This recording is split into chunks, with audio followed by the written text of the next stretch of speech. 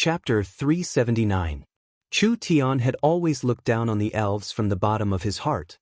This race with intelligence not inferior to humans, with a long lifespan, and with a long history, had been bullied by the spirit beasts in the end. But it was because the elves lacked the awareness of danger in times of peace. It was because the elves had put too many shackles on themselves. It was because the elves were civilized, elegant, and righteous. The elves rarely took the initiative to attack, and they rarely used tricks in battle. Their armies were slow to form, and they were slow to dispatch troops. Most of the battles were passive, and there were several opportunities to eliminate their opponents, but the elves let them go. This was not kindness, but stupidity. The elves always had an 80 to 90% chance of winning against the spirit beasts, but if the elves lost a main force, they wouldn't be able to recover even after several hundred years. If the spirit beasts lost a main force, it would take them around 10 years to form a second one. How could the elves not weaken when fighting like this? But putting aside the race, just based on the elves themselves, Chu Tian was quite fond of them. On this aspect, the elves were rich in beauties, and it was hard to find an ugly person in the entire race. On the other hand, the elves were simple-minded.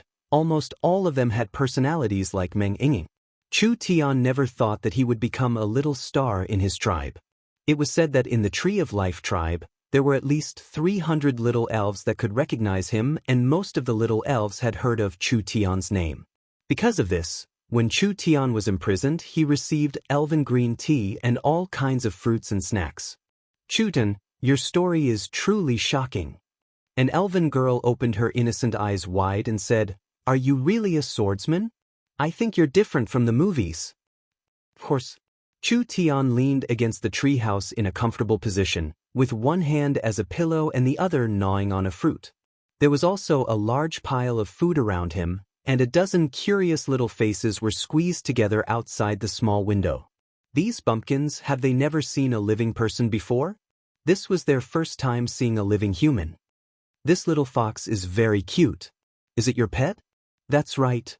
Chu Tian's personal belongings were all confiscated. Only after the elves had checked and determined that there was no danger did the little fox stay by Chu Tian's side. Together with Chu Tian, it was temporarily placed under house arrest. At this moment, the little fox was lying down in the same position as him, grabbing a fruit that was about the same size as its body and gnawing on it. The matter had become so big this time. The two of them were in a precarious situation, yet he was still so daring. The elves had a long lifespan, and because of that, they loved life even more. In other words, they were afraid of death. That was why she was surprised by Chu Tian's indifferent attitude. "Yesterday, the elven tribe held a hearing, and the elders listed many of your crimes. Aren't you afraid?" Chu Tian picked his ear and said lazily, "What crime? Tell me about it." "The first crime is deceiving an underage elf girl. The second crime is ordering the theft of the tribe's important resources.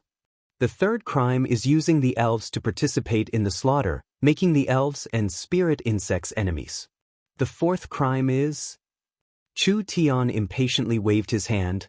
"In short, just put the blame on father. You don't need to say anything else, I'm innocent anyways. Killing me won't change this fact." "You're not afraid of death? What is there to be afraid of?" Chu Tian fearlessly said, "Even if you kill me, a Chu Tian, there are tens of thousands of Chu Tians. But this kind of unfair trial, Chu Tian must resist to the end. I would rather die than submit." The little elf's mind was instantly shaken. In the movie, Chu Tian was the image of an unyielding warrior. At this moment, it was as if the real Chu Tian had overlapped with the image in the movie. This was the Chu Tian they worshipped. How could this kind of person be a bad person with ulterior motives? Chu Tian gave a compassionate sigh. "It's a pity, my great dream and revenge can't be realized." The little elves were filled with sympathy. The current Chu Tian was like a dreamer with unfulfilled ambitions. They quickly asked, "What dream do you have?" "Actually, my dream is very simple." Chu Tian seriously said, "I want to rely on my hands and wisdom to let the people of the continent live a good life. I also want to lead Yingying and the young miss through the plains and into the abyss, exploring the ultimate mysteries of the world." The elves were stunned hearing this. Was this true? One of the elves couldn't help asking, does Meng Yingying really exist? Of course. Not only does Yingying exist, she has also become good friends with Princess Vivian. Although the elves were a pedantic race, they were naturally kind, but this quality was not that good. This was because it was easier for a race to survive if they were a bit more cunning.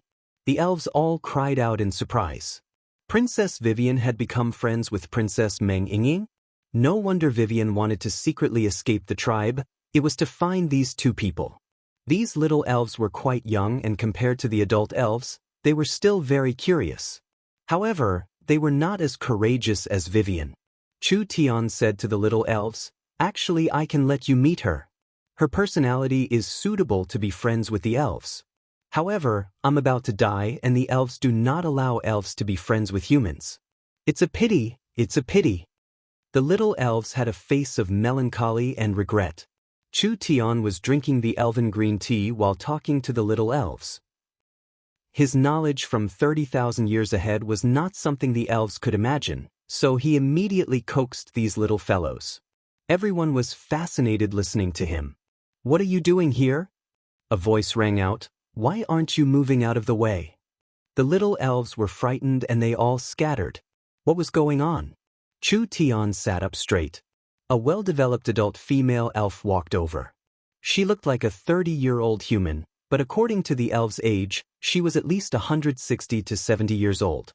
This elf's cold temperament was similar to Qin Bingyu's, but elves were still elves and their minds were pure. This was the same. Eldis, the Tree of Life tribe's second elder, was mainly in charge of punishment. Chu Tian was sent to the elven tribe for trial, so of course he had to go through her. The elven trial court is almost ready and the elven council is sending people to the tribe. Eldis coldly looked at the locked-up Chu Tian. "Are you ready to accept the elven trial? Although the elves don't advocate the death penalty, this time the facts are clear and you will most likely be executed." Trying to scare me? I won't fall for that. If he fell into the hands of other races, his future would be uncertain. However, Chu Tian wasn't afraid of the elves at all. According to the efficiency of the race, even if Chu Tian was sentenced to death, the execution would be a year and a half later. If he still couldn't find a way to turn the situation around or escape in such a short time, then he might as well commit suicide. Chu Tian expressionlessly said, "Everyone will die one day, but if my death can drag the entire elven race down, then my death will be worth it." Eldis disdainfully said, "What right do you have to say that? I might be unknown right now, but my name will spread across the continent. At that time, the entire human race and even the entire continent will know that there is a human genius called Chu Tian, and that this genius was killed by a group of hypocritical elves." Chu Tian wasn't modest at all as he said, "At that time, not only will the elves' reputation be damaged, but the humans will also have an excuse to start a war against the elves. I've never seen such a shameless person before." Eldis gave a snort. "The rumors aren't wrong. Humans are all sly, treacherous, and hypocritical people." "That's where you're wrong. Anything is possible." Chu Tian changed the topic. "How about we make a bet? I can see that you've lived for around 200 years, so you should be quite knowledgeable. If I can beat you, then how about you let me out?" Eldis gave a cold laugh. "Then what if you lose?" Chu Tian replied, "If I lose, then you can ask me to do anything as long as it doesn't go against my principles." "Any one thing?" "Any one thing." "Do you have that kind of ability?" "Although there are many things in this world that I can't do, if you can think of something, I think most of them shouldn't be a problem." "Then if I want a star in the sky, can you pluck it for me?" Chu Tian thought for a few minutes. "I can." Eldis felt that this fellow was a madman. She turned around to leave. Chu Tian saw that she was about to leave and immediately called out, "Wait, if I win, you have to let me out. But no matter if I win or lose, I can help you with one thing. Are you satisfied like this?" Was there something wrong with this person? Eldis left without even thinking about it. "Hey, don't go, I'm serious." Chu Tian watched as she left and could only curse in his heart. "Stupid, this kind of condition, I don't casually give it to others. You actually didn't take advantage of it and you'll regret it in the future." Chu Tian was locked in the little treehouse, helplessly stretching his waist. With the elves' efficiency, he would have to stay here for a while. At this time, a soft voice suddenly entered his ears. Can you really pluck the stars from the sky? Who's talking? Chu Tian carefully looked around and locked onto a little being. He was suddenly stunned. This thing, could it be the legendary flower fairies? There was a little thing that was the size of a finger that was standing by the window. This kind of being was very special. It looked exactly the same as an elf, but other than its small body, it had a pair of small wings. These wings were as thin as a cicada's and they were shaped like butterflies. They were crystal clear and transparent, looking very beautiful. Chu Tian had seen this race in ancient books before. These little fellows were flower fairies and they belonged to a branch of the elves, so they were called flower fairies. Don't look at their small size, this race was not weak at all. Chapter 380. The little fox raised its head and a strange glow appeared in its clear eyes. It seemed like it was very interested in the flower fairies because the little fox could feel that the flower fairies' little bodies contained a very strong energy. Ayaya, he really never thought of it. This damn place actually had flower fairies. Chu Tian was very surprised by this, just like a treasure hunter finding an unexpected treasure. The flower fairies had several kinds of innate talents and they themselves were very rare treasures, so they were captured in large amounts by humans in the future and were finally on the verge of extinction. Chu Tian never thought that there would be such a mysterious race in the Forest of Chaos. The flower fairies had many abilities. The first was healing. The flower fairies' little bodies contained a very strong innate life energy and they could extract life essence from the earth and plants, using it to heal any animal. If one could tame a flower fairy, it would be equivalent to having several more lives, so just this ability alone was enough to attract people's greed. The second was farming. The flower fairies were natural gardeners, so no matter how hard it was to grow, if the flower fairies took care of it, they would be able to grow it well. Moreover, the flower fairies could increase the growth rate by 10 times. Herbs that took 10 years to mature could be grown in a year. The third was treasure hunting. The flower fairies could communicate with the trees, flowers, and the earth. If there was a treasure hidden in the forest, the flower fairies could easily find it, so they were loved by adventurers. These 3 abilities were confirmed. As for the other abilities of the flower fairies, Chu Tian had heard a few before. For example, the flower fairies themselves were top-quality supplementary materials and there were many evil alchemists that could directly refine flowers into pills, directly increasing the quality of pills. For example, when refining a half-immortal grade pill, if a flower fairy was added, the pill refined could directly increase its quality to immortal grade. There was no proof for this, but there was a lot of evidence behind it. Because the flower fairies were an innate life form and were bred from the forest's life essence, the flower fairies did not have males and each flower fairy appeared as a female. They were a very rare innate treasure, but because they did not have the ability to reproduce, there were very few flower fairies. Chu Tian looked over the little flower fairy and decided to establish a good relationship with the flower fairies. Flower fairy, what is your name? Aya, you can actually recognize me? I thought that apart from the elves, no other race on the continent knew of our existence. The little flower fairy revealed a pleasantly surprised expression.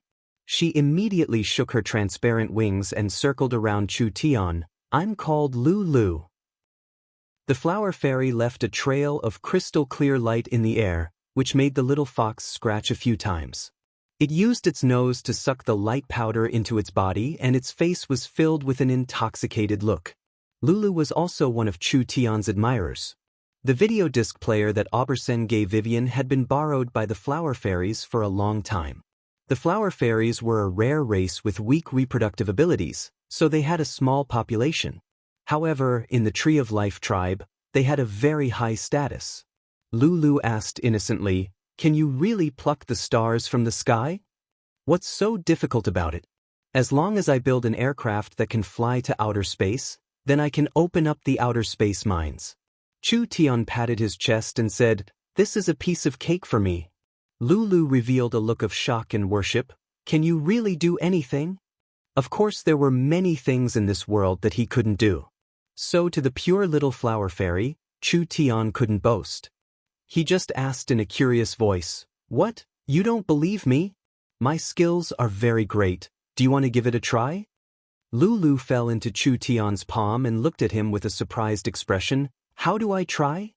Chu Tian looked at the flower fairy in his palm without any vigilance and said, "I can guess the biggest worry of your flower fairy's race." "Is that so? Why don't you tell me? Has the flower fairies always been worried about how to make the tree of life seed germinate?" Lulu's eyes suddenly popped open. "How did you know? Did the wood elves tell you?" "How could the wood elves tell me this kind of thing? Of course not." Chu Tian revealed a profound smile and said, "I also know that the flower fairies have a special ability. You can cultivate any kind of rare plant, but you can't cultivate the tree of life seed, am I right?" Lulu nodded like a chicken pecking at rice. The flower fairies have found the tree of life seed, but they have been researching it for many generations and have not made any progress.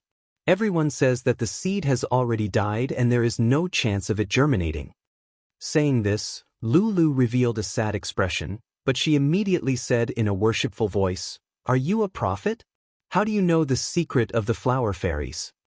Chu Tian, of course, was not a prophet, but in the history of the flower fairies, they had successfully cultivated the tree of life sapling.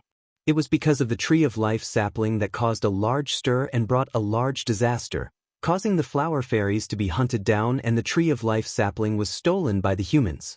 It was a pity that the humans did not have the ability to cultivate the tree of life, so this top-grade God-grade material withered in the end. This matter had a very deep influence in history and was the fuse for the war between the humans and elves. Of course, the humans won in the end. However, later generations of scholars thought that this matter was a large stain on human history, directly destroying the friendship between the humans and elves. Since they met, this kind of regret could not be allowed to repeat itself. Chu Tian said to Lulu, "I have a method to help the flower fairies awaken the tree of life seed." "Really?" Lulu's voice instantly increased by several times. "What method is that? Quickly tell Lulu." Chu Tian slowly said, "The tree of life seed did not die, it is only in a deep sleep. This is because after the great ancient era, there was no suitable soil for the tree of life to grow. So no matter how much effort the flower fairies put into cultivating it, they would return without any results in the end. Actually, it is not hard to awaken the tree of life seed. As long as we collect the great ancient aura that has not dissipated from the space and use a special method to pour this aura into the seed, we can awaken the seed." Lulu was confused hearing this. How do we do this?" "This involves very high-level technology, especially spatial technology. I am very willing to help the flower fairies, but it's a pity that the current me is unable to help." Chu Tian gave a sigh and said, "The tree of life is a divine object. Not being able to see it germinate is my regret." Lulu thought about it for a few seconds before flying up. "You don't need to worry, I will think of a way. I definitely won't let the wood elves kill you. I promise." After saying this, the little flower fairy charged out the window and instantly disappeared. The little fox rolled its eyes. Its master really knew how to trick little girls, but thinking of the smell of the flower fairies, it couldn't help licking it. If it could eat a few flower fairies, it would definitely be able to evolve. "Don't mess around." Chu Tian knocked the fox's head. "The flower fairies have a deep relationship with the elves. Do you want to become enemies with the elves?" The little fox gave a snort and spat out a mouthful of saliva in disdain. If it didn't want to eat, then it didn't. What was the big deal? Actually, compared to the little flower fairies, the fox was more interested in the tree of life. Although it knew that its master liked to trick people, his abilities weren't bad. Since he had made a solemn promise, perhaps he really could cultivate a tree of life. After a few days, Eldis brought Chu Tian out. The elven court had already been set up. Chu Tian was going to be judged by the elves as a suspect. The ancient Tree of Life tribe had not opened the elven court in 300 years. Because of Princess Vivian's relationship this time, it had attracted the attention of the tribe. When Chu Tian arrived at the elven court, he was stunned for a while. The elven court was in a strange forest, and there were several dozen giant trees scattered around it. Each tree was as thick as 20 people wrapping their arms around it, and they were like tall houses rising from the ground. There were many natural structures on the tree trunks that were filled with elves, and there were many elves standing on the branches. This tedious and complicated ceremony lasted for 2 hours before Chu Tian and Vivian were brought out.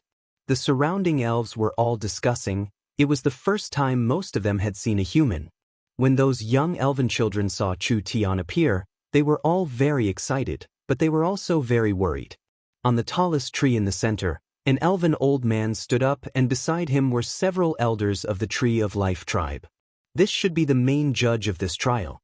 I am the Elven Council's Vice Speaker Ulysses. This old elf gave a simple introduction. Under the witness of the forest and life god, we will now begin the Elven Court's trial. Chu Tian was a bit impatient. We'll first ask the victim, the Tree of Life's third elder Obersen, to come out. The elven elder Obersen came out. He saw the little princess staring at him, and his heart couldn't help feeling a bit apprehensive. However, she was still a victim, and the little princess was too arrogant. If he didn't teach her a lesson this time, she would definitely cause trouble in the future. Chu Tian was already very impatient. The elves had too long of a lifespan, doing everything slowly. When could they be more efficient? At this time, several thumping sounds came from all around them. The elves all looked over in surprise and saw incomparably tall Traiants slowly walking over. Ulysses asked in a surprised voice, "Why has the noble Traiants suddenly come?" The Traiants normally did not move, and most of the time they were motionless. Who would have thought that they would come today? Just as everyone was astonished, the leader of the Traiants said bluntly, "This human is a guest of the Traiant tribe. We do not wish to be accused of any crimes." When these words were said, the entire elven race was stunned. The elves had prepared for many days, doing their homework and collecting evidence. When they were finally about to have a fair and just trial, a group of Traiants suddenly appeared, making everyone feel shocked. "That's right, I'm here to supervise the trial. If Chu Tian is not guilty, don't think of making it hard for him." Several flower fairies flew out from the Traiants. "He is also a guest of us flower fairies." Chapter 381. This was definitely Lulu's help. The flower fairies had a very close relationship with the Traiants, so if Lulu told the Traiants about Chu Tian's matter, the Traiants would not sit idly by. Since there was someone supporting him, he had less to worry about. Chu Tian wanted to retreat completely, but it seemed like he couldn't just retreat completely. He had to at least obtain a bit more benefits. The elven trial began. An elf loudly said, "Vivian secretly left the tribe and went to a human kingdom, not returning for an entire 2 months. We even have evidence that Vivian participated in the human and spirit beast wars and killed a spirit beast kingdom's king. This is a serious violation of the ancestors' teachings, and the evidence is conclusive. She will be imprisoned for at least 50 years. He paused before saying, "Vivian stole the tribe elder Obersen's immortal herb and gave it to the human Chu Tian. She even joined Chu Tian's organization, degrading herself and working for the humans, damaging the elven race's image."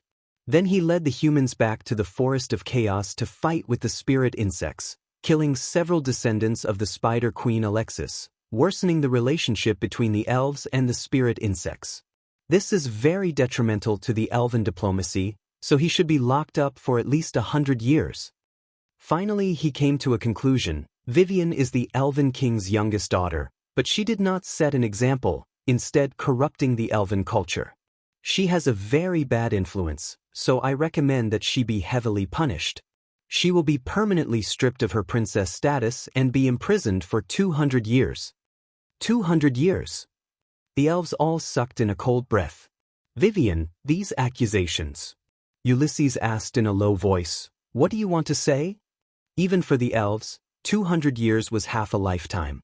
There were very few elves that received this kind of heavy punishment. Vivian's face was a bit pale, but she clenched her teeth and gave a snort, looking like she didn't care at all.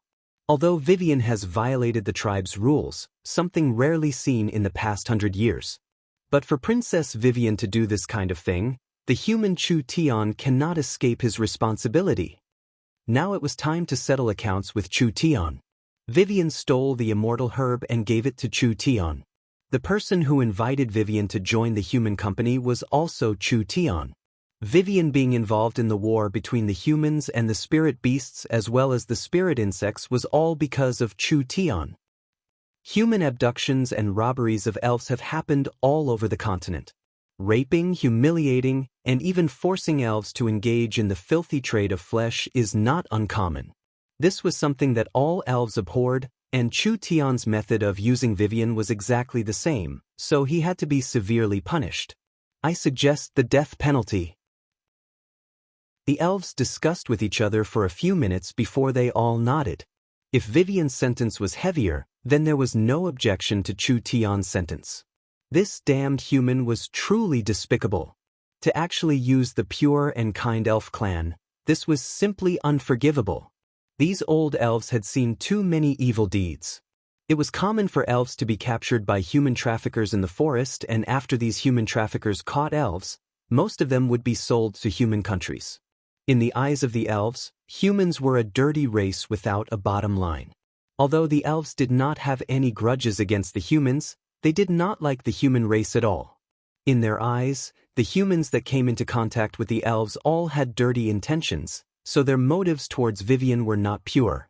Letting the elves suffer this kind of storm, even if they were killed several times, it would be hard to recover from the negative effects.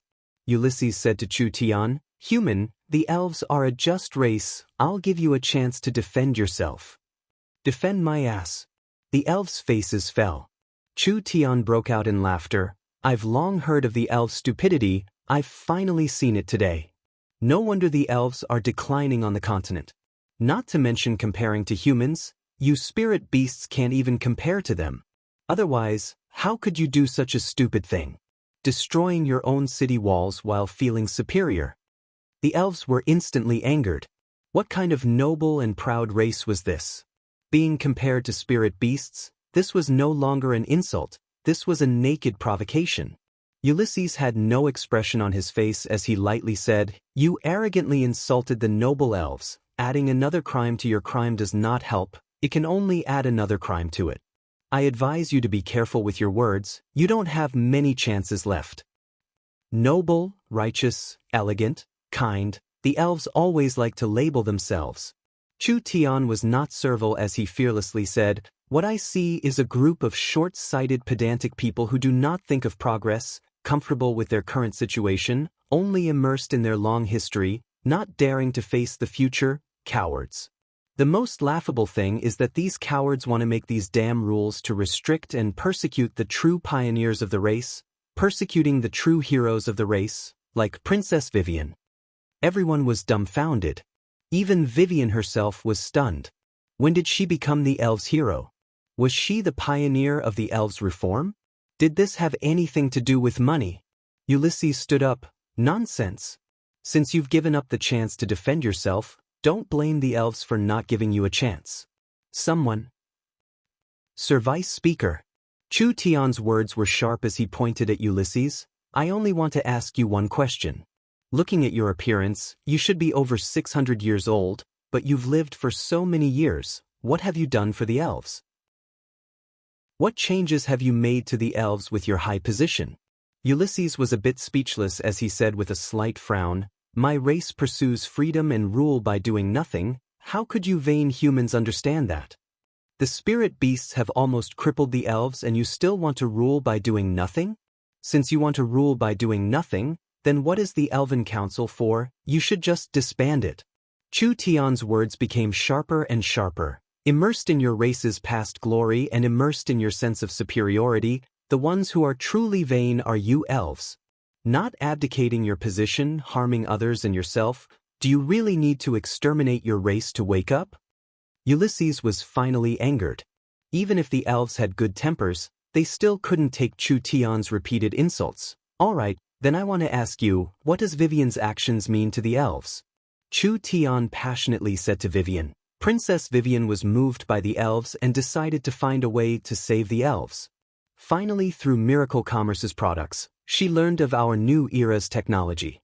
In order to bring new technology to the elves, Vivian did not hesitate to steal an immortal herb and traveled tens of thousands of kilometers to save me. He told the whole story with embellished details.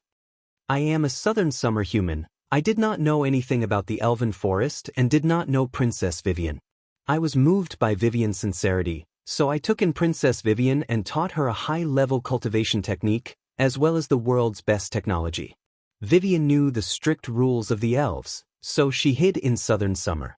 She wanted to learn a peerless cultivation technique and master the best technology before coming back to lead the elves in a revolution. Who would have thought that our hearts were filled with sincerity? How could we be as dirty as you think? The elves were all speechless.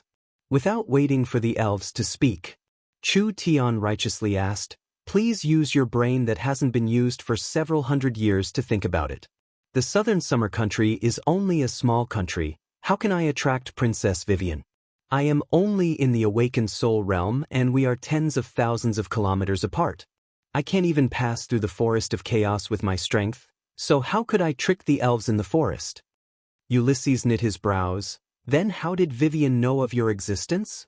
Vivian was in the fourth true spirit layer and could be considered an expert even in the forest of chaos. How could someone with this kind of strength be tricked by an awakened soul realm cultivator? This was a completely unreasonable matter. Chu Tian coldly said, "Then you'll have to ask an elven elder." At this time, some elves around them called out. It was Elder Aubersen who brought the video disc player back to the tribe.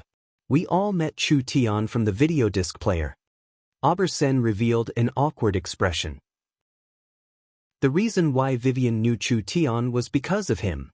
Ulysses asked Aubersen, "What is going on with this matter?"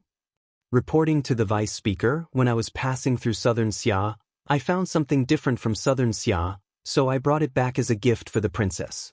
I never thought that it would develop like this." Ulysses then asked, "Vivian, what did you do in the 2 months you were with the humans?" Vivian looked at Chu Tian with a questioning gaze. Chu Tian nodded at her and she boldly said, "I have been secretly cultivating the top spatial cultivation technique Chu Tian taught me, void escaping. I have also been learning the space warehouse." Spatial cultivation technique? The elves were all shocked. Vivian never had a suitable cultivation technique for herself. This was something everyone knew. Could it be that she had already grasped a spatial cultivation technique? This was simply impossible. How rare was a spatial cultivation technique? How could a human take it out? Ulysses then asked, "What is this space warehouse?" "Before I was captured, I was a spatial engineer for Miracle Commerce." Vivian proudly stuck out her chest. "I had already developed a space warehouse and wanted to complete a second one. Then I asked Chu Tian for permission to bring this space warehouse back for my clansmen to use. In the end, before the second space warehouse was completed, I was captured by you all." Vivian carefully explained the characteristics of the space warehouse to the elves. The elves all sucked in a breath of cold air when they heard this. Eldis and Aubersen all stared with wide eyes. How could there be this kind of magical technology in this world? Could it be that the humans had already progressed to this level? If it really was like this, the elves should really reflect on themselves. They clearly had tens of thousands of years of history, but they had been thrown this far by the humans. "I've decided to take back the space warehouse. From now on, I won't share any technology with the elves." Chu Tian directly said, "As for the cultivation technique I'll give to the princess, I'll treat it as repayment for the medicine. If you want to kill me now, then do as you wish. I believe that after I die 100 years, the humans will take revenge for me and flatten the elves of the Forest of Chaos. And the elves will forever be marked as a disgrace in history because of their ingratitude, filthy, and narrow-mindedness." Vivian's body trembled. How could she know that Chu Tian was purposely provoking the elves? "You've ruined everything, it's all ruined by you." She didn't have any reaction even when the elves announced that she would be locked up for 200 years, but now she began to cry. She angrily shouted, I'm ashamed to be associated with you all. Just lock me up for 1,000 years, I don't want to see you all anymore." Chapter 382. When the miracle commerce technology spread across the continent, Chu Tian would become a great sage in the history of the human race. Then what Chu Tian said would most likely happen. If they killed Chu Tian now, the elves would be cursed by the entire race and it would become an excuse for the humans to attack the elves in the future. This matter could happen in 100 years, and 100 years to the elves was not a long time. Eldis thought of what Chu Tian said 2 days ago. She thought this human was just spouting nonsense, but now it seemed like it was possible. Did the elves really want to take this kind of risk to kill Chu Tian? The Tree of Life tribe's third elder Obersen had been to southern Xia before, and he had seen all kinds of magical products in southern Xia. When he heard Chu Tian's words, his heart couldn't help turning cold. Sir Vice Speaker, I suggest we stop here. As for the nature of this case, we should discuss it and collect evidence before making a decision. Alright. Ulysses couldn't make a decision for a moment. We'll stop here for today.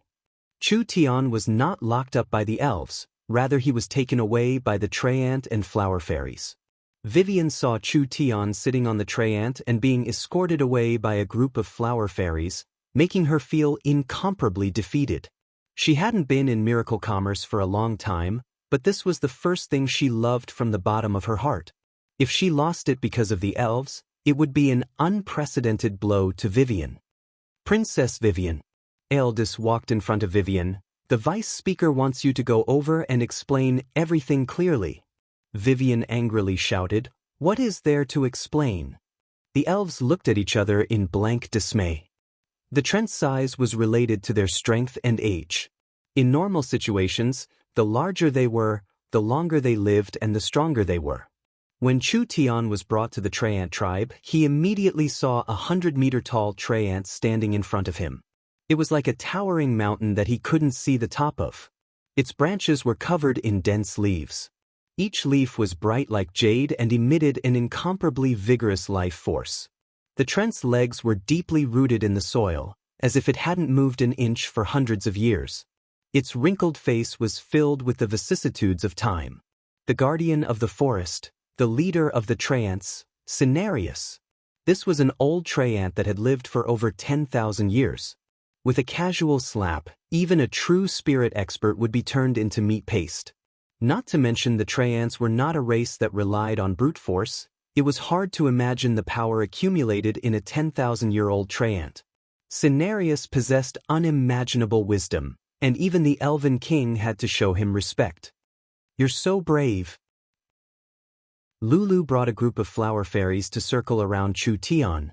In today's situation, you actually dared to impolitely teach the elves a lesson. It really broadened my horizons.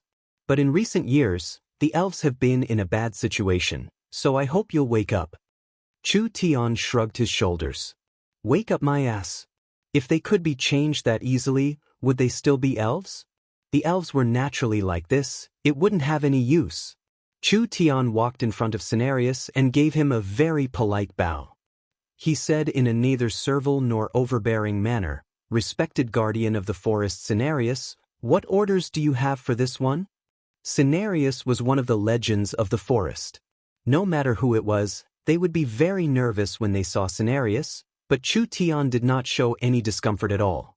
Rather, his expression was calm and his words were appropriate, just like he was talking to an old friend.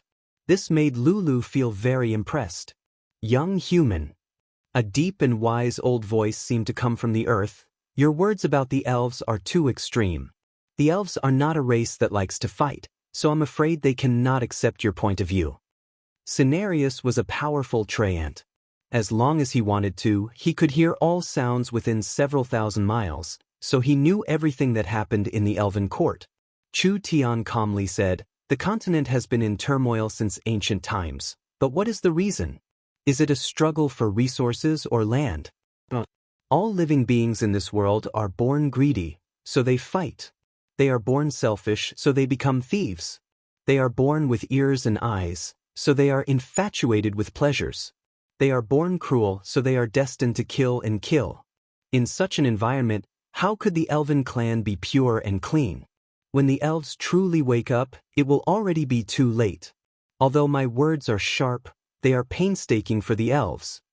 Cenarius didn't comment on Chu Tian's words. Your experience and wisdom are completely inconsistent with your age.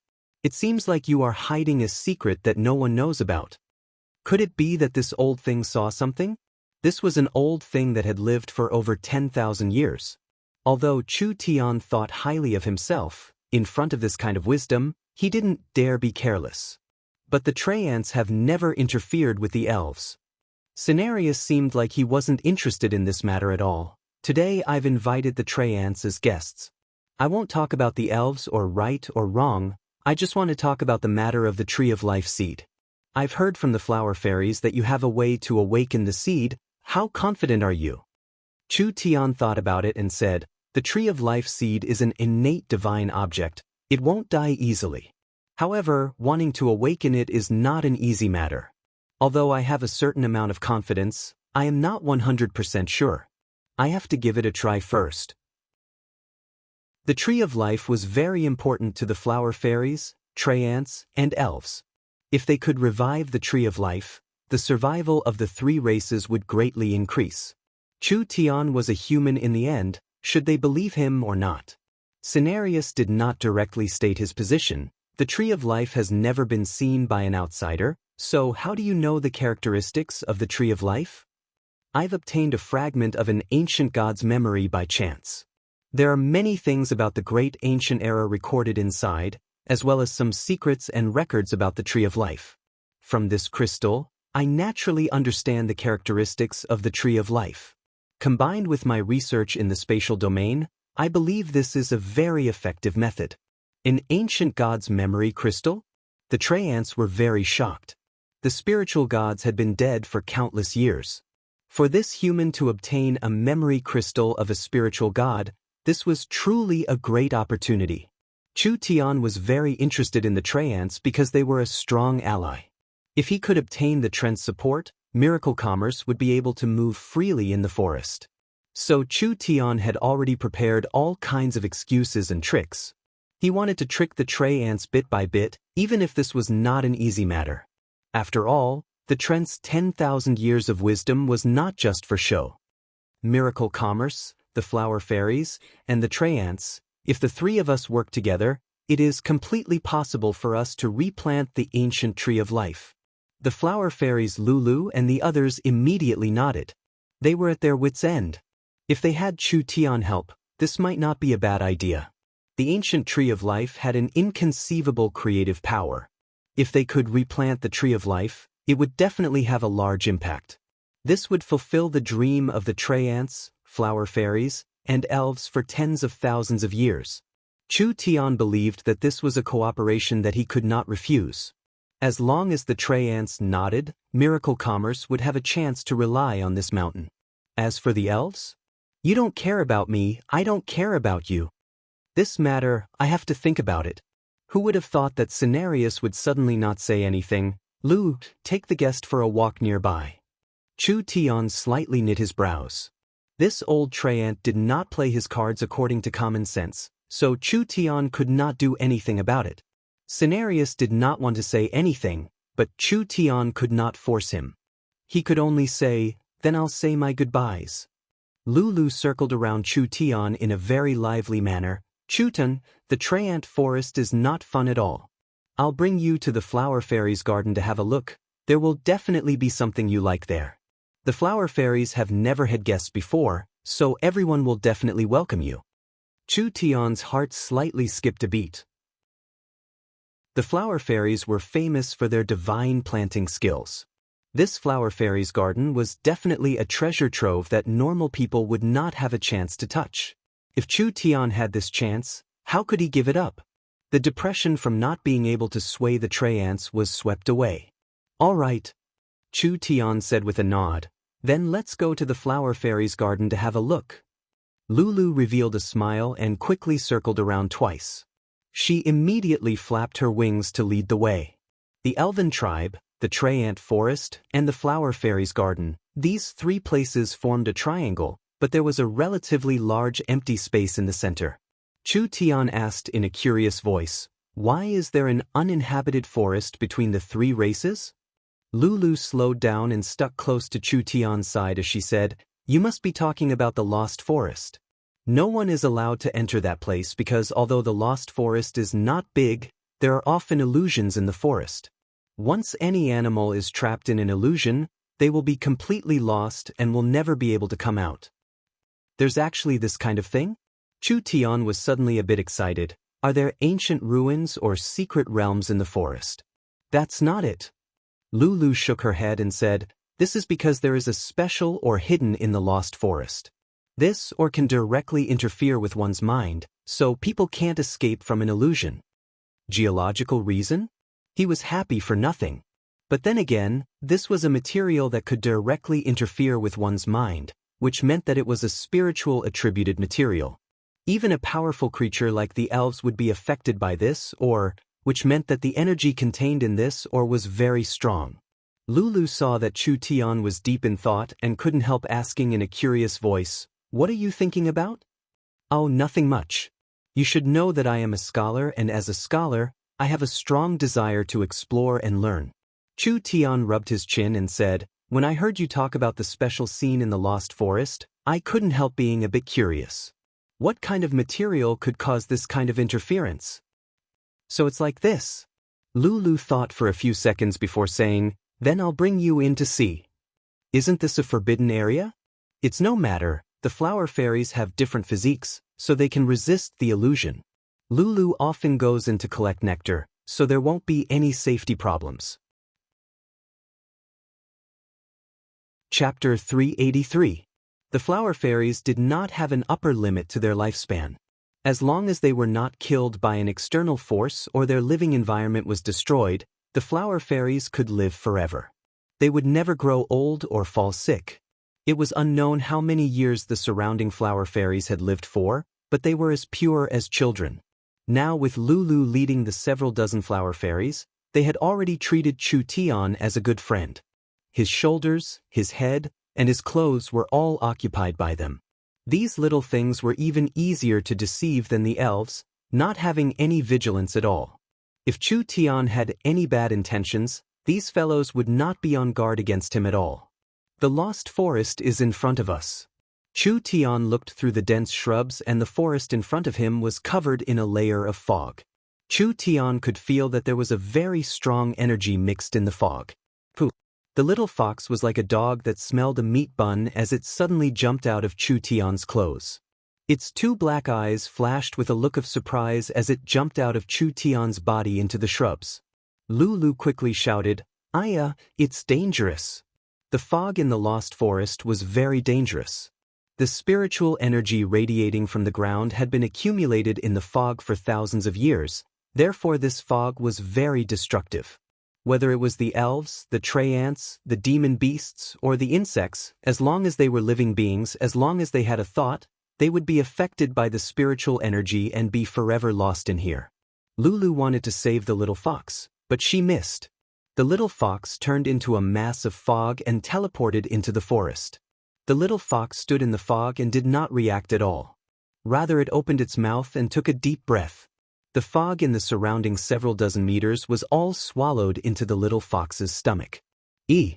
Lulu looked at the little fox with wide eyes. Why does this little animal have this kind of ability? It's not a normal fox, there's no need to worry. Let's go. Chu Tian swaggered into the misty forest. The flower fairies surrounded Chu Tian, sprinkling large amounts of crystal pollen from their bodies. Chu Tian only smelled a refreshing fragrance and his mind immediately became clear, like he had just been washed in ice water. The flower fairies really did have some skill. Chu Tian breathed in the pollen released by the flower fairies. Not only was he not affected by the illusion, he felt his cultivation increase. This pollen could be considered a miracle medicine. Actually, whether it was Chu Tian or that damn fox, they both had special abilities and spiritual energy could not affect them. However, with the little flower fairy's special treatment, Chu Tian was happy to enjoy it, so he swaggered inside. This was the place where the ancient tree of life grew, so it was where the spiritual veins of the continent intersected. The spiritual energy here was very rich, so the tree ants, elves, and flower fairies lived here. In the surrounding forest, there were countless rare herbs and materials. If the other areas had been harvested by the elves, then the dense fog forest was undoubtedly a virgin land. For thousands of years, not many elves had set foot here. The flower fairies would at most gather dew and nectar, they would never gather materials. When Chu Tian walked into the dense fog forest, the ground was covered in herbs. There were very few level 2 herbs, most of them were level 3 elixirs, and there were even level 4 elixirs. Chu Tian stepped on a patch of grass and casually picked up a blade of grass. This grass looked very normal, but its roots were very thick and long, containing a dense spiritual energy. Blissful grass. Chu Tian recognized this grass. This kind of grass could be made into a kind of hallucinogen, which could be mixed with tobacco leaves or taken directly. In the end, it would be replaced with a strong mental stimulation, making people feel unparalleled pleasure, so it was a very valuable enjoyment item. This was a good thing. When Chu Tian traveled the continent in the past, he had seen it in a few royal families. The price of a single bag of high-quality blissful grass was enough to buy a city of several million people in a small kingdom. The grass Chu Tian was standing on had over 1 million stalks of high-quality blissful grass, all of which were several hundred years old. If this grass was flattened, a country like the southern summer country could buy several of them. The blissful grass was the most common herb in the lost forest. The little fox didn't even look at it. It burrowed into a shrub and grabbed a plant that looked like ginseng. The moment it pulled it out, it immediately discovered that the root of the herb was shaped like a human.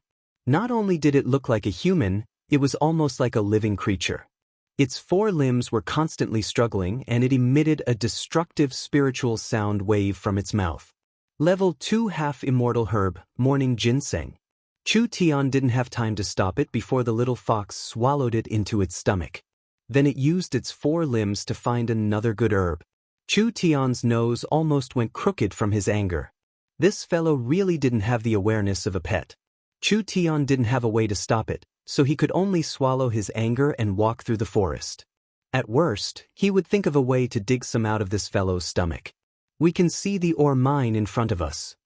Lulu flew forward and wherever it went, it would scatter pollen, guiding Chu Tian forward. In this kind of environment, divine sense was useless, so he could only rely on the flower fairy to lead the way. Chu Tian stepped over the top-quality herbs on the ground, but he was suddenly stunned because Chu Tian finally saw the ore mine. This was clearly a crystal mine and it was very rich, with large amounts of crystals being exposed to the surface. These were crystal bamboo shoots that looked like bamboo shoots. This kind of crystal stone that hadn't been refined was very rare in the natural world.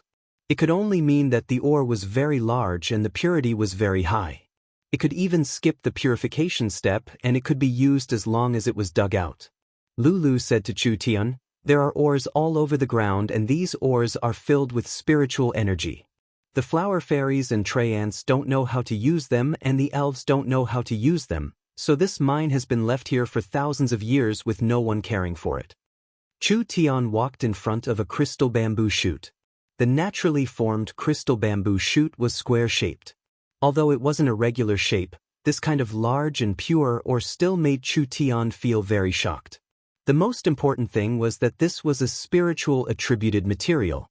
The spiritual attributed was one of the rare attributes. No matter what kind of spiritual material it was very, very precious. Only this era's technology was lacking, so they hadn't found a way to use it yet. Chu Tian reached out and placed his hand on the spiritual energy. Lulu quickly said, "Be careful, the spiritual energy inside is very strong. If it invades your body, you'll suffer a disaster. Relax, I have a way to overcome it." The instant Chu Tian placed his hand on the crystal bamboo shoot, he felt his body tremble. A large amount of fog appeared around him and the entire world became silent. The flower fairies were gone. The forest was gone. The sky was gone. The earth was gone. There was only a world of white fog. This was the spiritual world created by the crystal bamboo shoot's spiritual energy. However, the crystal bamboo shoot's spiritual nature was neutral, so it didn't create nightmares, nor did it create beautiful fantasies. There was only a vast expanse of white fog. This spiritual power was so powerful that it could make people sink into it forever and eventually die of exhaustion. The crystal bamboo shoots in the Lost Forest were even more dangerous than high-voltage electricity. As long as a normal person touched them, large amounts of spiritual energy would enter their body and cover their mind, blocking all senses and thoughts. Even if they were saved by their companions, they would forever be in a vegetative state. So strong, so strong. I never thought that I would encounter such a high-quality spiritual crystal. With a thought from Chu Tian, the nine-eyed demon god's energy came out and the incomparably thick white fog instantly evaporated. Chu Tian returned to the Lost Forest, and he took his hand off the crystal. Lulu looked at Chu Tian in surprise. She was very curious why Chu Tian wasn't affected at all. "Can I dig out a piece to study? You don't need to be this polite. Not to mention things that no one wants, even if it's an important crystal, as long as you want it, the flower fairies will give it to you without any hesitation." Chu Tian smiled slightly and did not say anything else. He immediately dug out the 10-kilogram spirit crystal. He found a large piece of leaf and wrapped the spirit crystal around it a few times. This way, he could avoid direct contact with the spirit crystal, which would cause his mind to be affected. "All right, I've already seen it. Now let's go see the flower fairies' home." All right. The flower fairies happily flew around Chu Tian a few times and immediately led Chu Tian away from the Lost Forest. When Chu Tian arrived at the flower fairies' garden, the scene made Chu Tian dumbfounded. The flower fairies lived in a sea of flowers. The mountains and valleys were all filled with different colored flowers, with the big ones being the size of a house and the small ones being the size of a grain of rice. There were some that were as pure as a crystal and some that were as noble as emeralds. There were many beautiful purples and reds that were very shocking. There was a thick fragrance from the hundreds of flowers that made people feel like they were walking in a dream world. There were several hundred flower fairies moving through the garden. The flower fairies did not live in houses, but rather in the blooming flowers. Each flower fairy was in the shape of a little girl and they were flapping their transparent wings, dancing like butterflies in the flowers.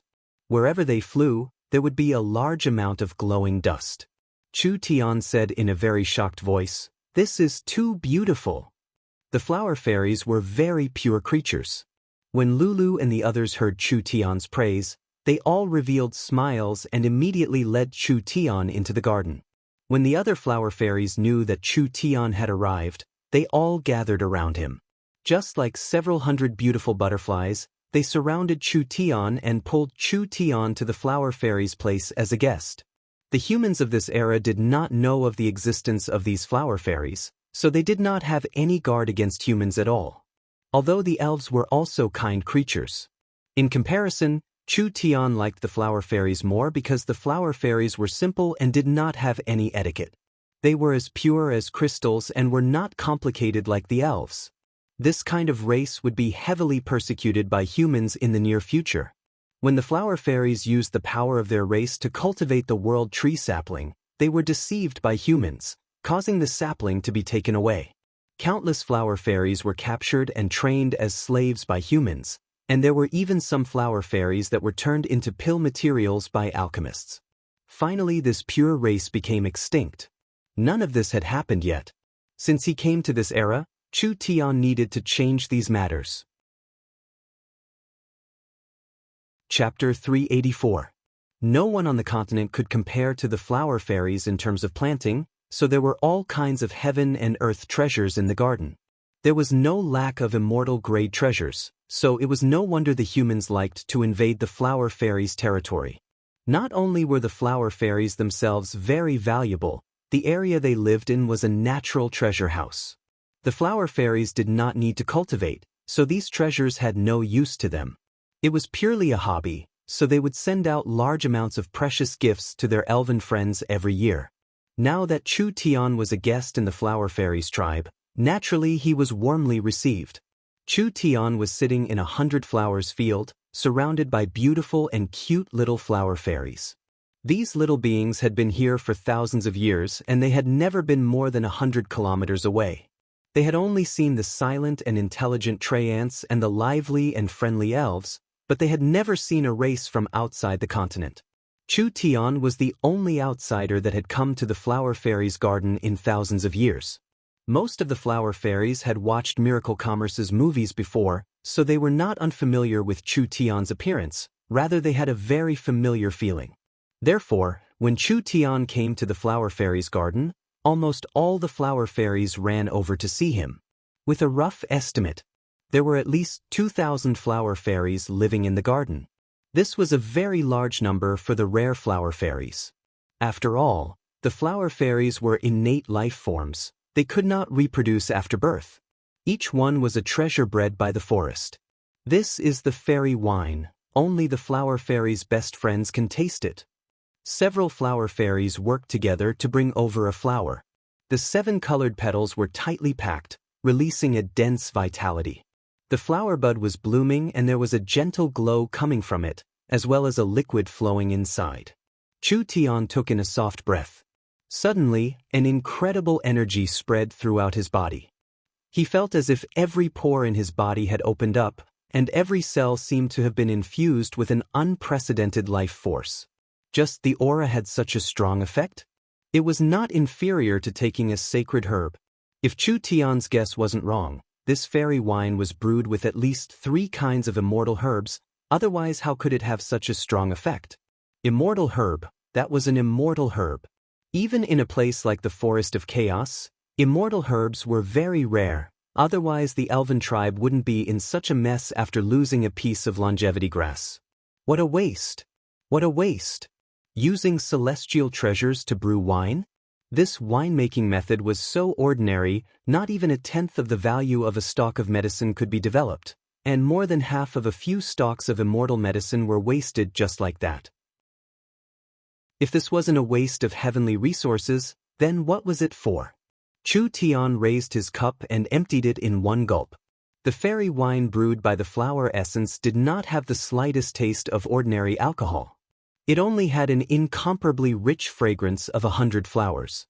That kind of wonderful and joyful feeling was definitely not something that ordinary wine could bring, because this kind of experience had long since surpassed the senses, entering deep into the heart, the spirit, and the soul. Chu Tian felt that every cell in his body was filled with dense spiritual energy. His entire body seemed to have transformed into a precious medicine that absorbed the spiritual energy of all living things. When his spirit energy received an unprecedented nourishment and replenishment, it instantly soared by leaps and bounds. Chu Tian felt that his pores were overflowing with profound qi, and his whole body was like an inflated balloon, almost unable to bear the sudden spiritual pressure. The flower fairies flew around Chu Tian and reached out their hands to Chu Tian. A mark lit up on each flower fairy's forehead, allowing all the energy to flow back into Chu Tian's body. Chu Tian could clearly feel that there was a gentle energy entering his body, helping Chu Tian transform the large amount of spiritual energy into spirit energy. This transformation efficiency was even higher than Chu Tian's own. Truly not bad. Other than healing, alchemy, and treasure hunting abilities, the flower fairies were actually perfect assistants for cultivation. If there were flower fairies by his side to help him cultivate, not only would they provide spiritual energy, it would increase the chances of breaking through bottlenecks, it would also greatly increase his cultivation efficiency, achieving twice the result with half the effort. Chu Tian immediately sat down and began to refine the fairy wine. The spirit energy in his body wildly surged, going from the 8th awakened soul layer to the peak 8th awakened soul layer. Finally, it directly broke through the bottleneck. A powerful and dignified energy instantly covered the entire flower fairy garden. Large amounts of illusions appeared in the sky, like there was a 9-eyed demon god holding a black burning demon god's blade piercing into the sky. Such a strong pressure. Such a strong aura. The flower fairies were all stunned. There seemed to be an incomparably strong energy hidden in Chu Tian's body. In the Traiant forest, Cenarius opened his eyes again. When he saw the strange phenomenon in the flower fairy garden, this old Traiant that had lived for 10,000 years actually revealed a look of shock and disbelief. Although he could sense that this human wasn't ordinary, he didn't expect him to be this strong. This potential was the most terrifying that Cenarius had ever seen in his life. In his long memory, he couldn't find anyone that could match it. Elven tribe. Vivian first demonstrated the void escaping cultivation technique, which made the elven elders feel an unprecedented shock. This special and incomparably creative spatial movement technique was a miraculous existence. Vivian had just cultivated it for 2 months without using any materials, so she had not reached the small success realm. She could ignore any attack that wasn't in the 4th true spirit layer. There was a very important key word. It wasn't defending against attacks. It was ignoring attacks. There was a fundamental difference between the two. A true spirit cultivator could easily block a body refinement cultivator's attack, and even if 1,000 body refinement cultivators surrounded them, they wouldn't be able to kill a true spirit cultivator. But no matter how weak a body refinement cultivator's attack was, a true spirit cultivator would still consume spirit energy to block it. 1,000 body refinement cultivators couldn't kill a true spirit cultivator. 2,000? 3,000? 10,000? 100,000? Once a true spirit cultivator ran out of spirit energy, they weren't any stronger than normal people. Low-level cultivators could use numbers to kill high-level cultivators. But it was different when cultivating the void escaping. Vivian was no longer defending against low-level cultivators' attacks. Rather, she was avoiding them on a spatial level, ignoring any cultivator's attacks. As long as they didn't reach the upper limit, it didn't matter how many there were. Vivian could ignore attacks from cultivators below the 4th true spirit layer. This meant that even if she passed through an army of 1,000,000, she wouldn't be injured at all. Even if there were 1,000,000 first and second true spirit layer cultivators attacking her, as long as the attack was strong enough to break the spatial barrier, then no matter how many there were or how long the attack lasted, it wouldn't matter. Not only would Vivian not be injured at all, she wouldn't even consume a bit of spirit energy. What a mysterious cultivation technique. What a sensational effect. If it was cultivated to the large success realm, with Vivian's cultivation in the 4th true spirit layer, she would be immune to attacks in the 7th or 8th true spirit layer. Vivian had an innate spatial attack. Others couldn't attack her, but she could attack them. This was simply unsolvable. Of course, the elves didn't know enough about the void escaping. This void escaping was indeed immune to all physical and energy attacks, but spatial attacks, soul attacks, and divine sense attacks could still deal with her. Isn't it just a broken medicine? I'll compensate you. Vivian's stomach was filled with grievance and dissatisfaction. Even 100 herbs can't be exchanged for this cultivation technique. Not to mention that Chu Tian has taught me an even more precious technique that can change the world. The elves all believed Chu Tian's words now. This fellow really was a genius and not a normal genius. Ulysses suppressed the shock in his heart. Then what spatial technology? Please show it to us. Vivian definitely couldn't summon the space warehouse. Although she had the space warehouse's technology, the energy source was a problem the elves couldn't solve. Only Miracle Commerce's special energy column could provide a stable and efficient source of spirit energy. Therefore, once they left Miracle Commerce, Vivian couldn't use the space warehouse. However, Vivian had drawn the incomparably profound spatial source energy array. When they saw the unprecedented source energy array, each elf's mind almost collapsed. How was this technology? This was simply a miracle. The elves had always been proud. This was because the elf civilization was several tens of thousands of years older than the humans. The elves all had profound knowledge and could compare to the top scholars of the human race, so the elves didn't put the humans in their eyes.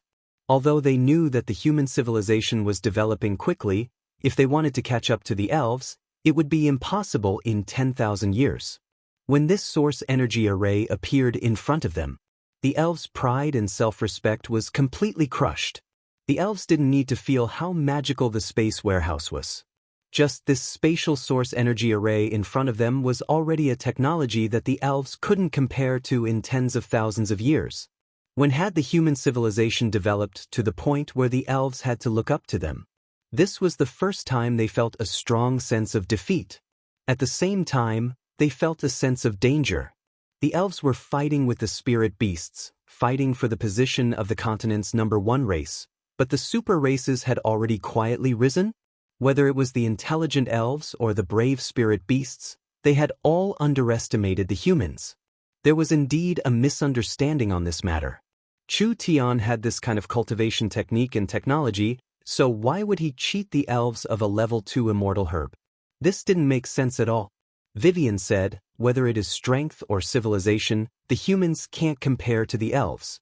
Only Chu Tian is different. His wisdom surpasses the elves by at least 100,000 years. Ulysses quickly said to the elves beside him, immediately invite Chu Tian back. Although this was very shameful, the elves didn't dare move against Chu Tian. If the elves really killed Chu Tian, not only would their entire race be shamed, it would also set the stage for a war between the humans and the elves. Whether he was alive or dead, this person's actions were enough to change the continent's history. When the elves came out, the world began to tremble. A magnificent heaven and earth phenomenon appeared from the flower fairy gardens, and the elves were stunned once again. Chapter 385. Chu Tian had jumped 2 levels after drinking a cup of fairy wine, going from the 8th awakened soul layer to the peak 8th awakened soul layer and then to the 9th awakened soul layer. Moreover, he did not go into closed-door cultivation for several days, and the entire process was completed in an hour. This was something that could not have been done before. It was all because of the strength of the fairy wine and the flower fairy's help. Life really was full of surprises. He had accidentally become stronger by a large amount again. When he was caught by the elves, how could he have thought that he would have this kind of fortuitous encounter? Chu Tian opened his eyes and did not have time to speak before he saw the little fox lazily lying in the grass. There was a group of flower fairies serving it, bringing out all kinds of precious nectar and strange fruits. The little fox did not reject anything as it stuffed it into its mouth.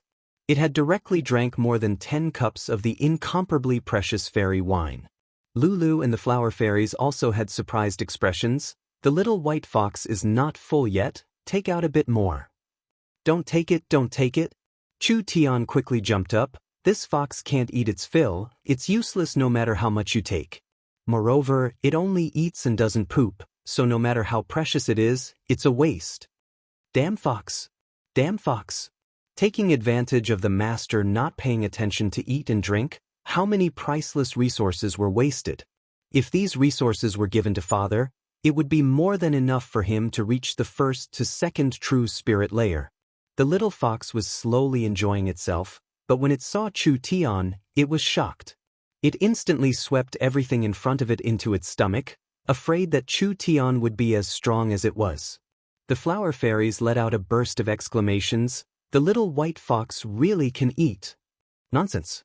Was this fox something that could be fed full? If the fox stayed in the flower fairy's garden for 3-5 days, it would eat all the treasures the garden had stored for 1,000 years. Although the flower fairies were simple and didn't care, it wasn't easy for other people to store treasures. Chu Tian quickly picked up the little fox, not allowing it to stay any longer. The little fox made a face and rubbed its round belly. It didn't matter, it had eaten enough anyway. After all, it had eaten a large amount in the Lost Forest, and now it had eaten in the flower fairy's garden. The energy it had accumulated was very strong. Even for the little fox, it was still full. This is the gift that little Bai Hu wants. Several flower fairies carried several purple puppets over. When the little fox saw the puppet, it immediately revealed a happy grin. It bluntly used its claws to grab it and cupped its hands to the flower fairies. It made a grateful gesture, making the flower fairies laugh. These things were none other than 3 soul puppets. In order to cover the retreat of southern Xia's front line, the little fox puppet was dropped there and couldn't be retrieved. From then on, the little fox no longer had the ability to summon. Now that the flower fairies had sent 3 soul puppets, each one was of a higher quality than before. This meant that the little fox could store the source spirits of 3 powerful demon beasts, and its battle strength would be even stronger in the future. Lulu flew in front of Chu Tian and said, "The fairy wine is really helpful to you. We will get you a few more cups." The enthusiasm of the flower fairies made Chu Tian very moved. "No, there's no need." Chu Tian was not being polite, but he was limited by his current strength. A single drop of the fairy wine was enough to have a large effect on him, and he wouldn't be able to completely absorb it in a month. Now that he had broken through 2 levels, he really couldn't drink a treasure like the fairy wine. Good things can be tasted. If it is too much, it will become cheaper. I'll leave it for my future guests. Chu Tian did not have the little fox's abnormal digestive ability. If he drank another cup of fairy wine, perhaps it would harm his body. The flower fairies needed a long time to brew a cup of fairy wine. This kind of top-quality immortal wine couldn't be wasted. Thank you very much for helping me increase my cultivation base. Chu Tian did not have any good points, but he had to repay a drop of water. The flower fairies helping Chu Tian would also give the flower fairies some benefits. So, Chu Tian directly said, I want to give the flower fairies a good gift. I want to create a world for you all. Create a world? What did he want to do? The flower fairies were confused. Was this something a mortal could do? Chu Tian took out the spiritual crystal from the lost forest. Now I ask the flower fairies to create a new world with me. All right. But can we also create a world? If I say we can, then we can. Chu Tian revealed a confident smile. He immediately placed the crystal on the ground. Let's begin. The flower fairies were very pure, so no matter how ridiculous this was, they were not willing to doubt it.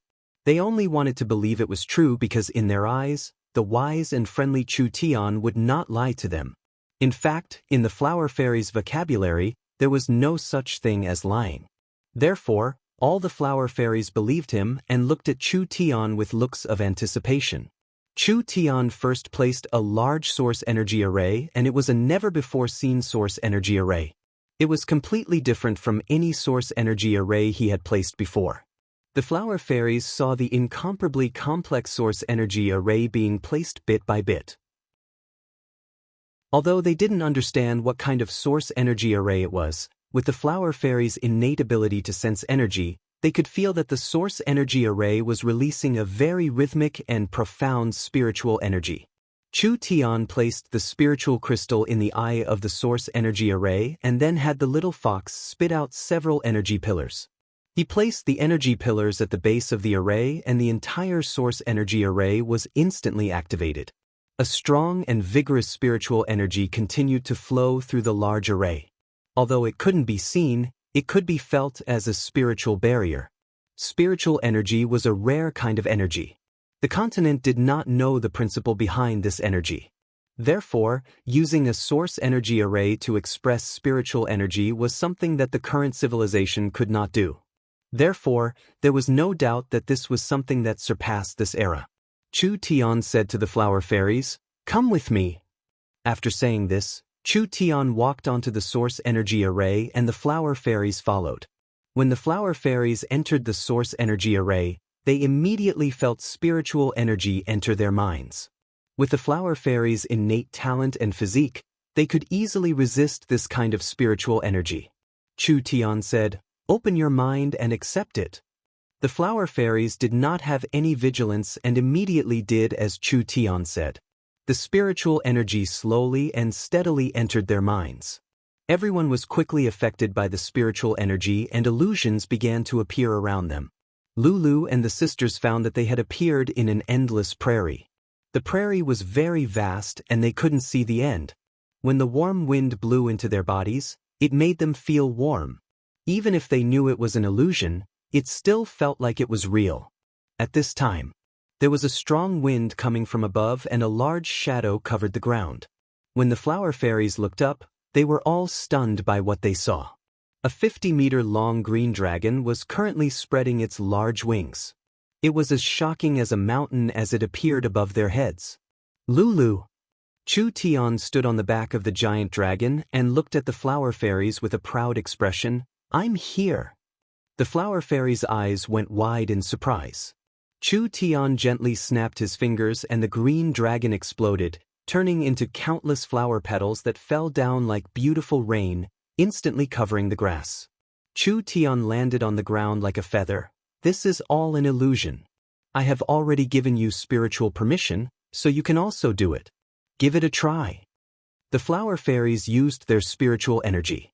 A large number of trees suddenly rushed out of the originally endless grassland, instantly covering the entire grassland. The originally grassland suddenly turned into a boundless forest. The flower fairies quickly discovered this. In this spiritual world, there was nothing they couldn't do. As long as they wanted something, they could make it appear. An illusion was not strange. It was not strange to be able to control an illusion.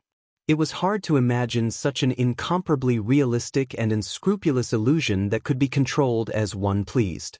The flower fairies swam around in the illusion.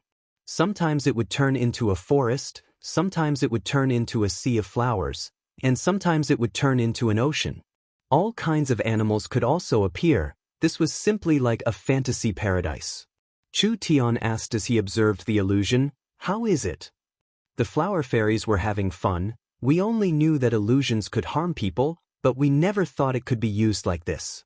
This is truly too mysterious." Chu Tian gave a laugh. "There is something even more mysterious. The spiritual world's time is not the same as the material world.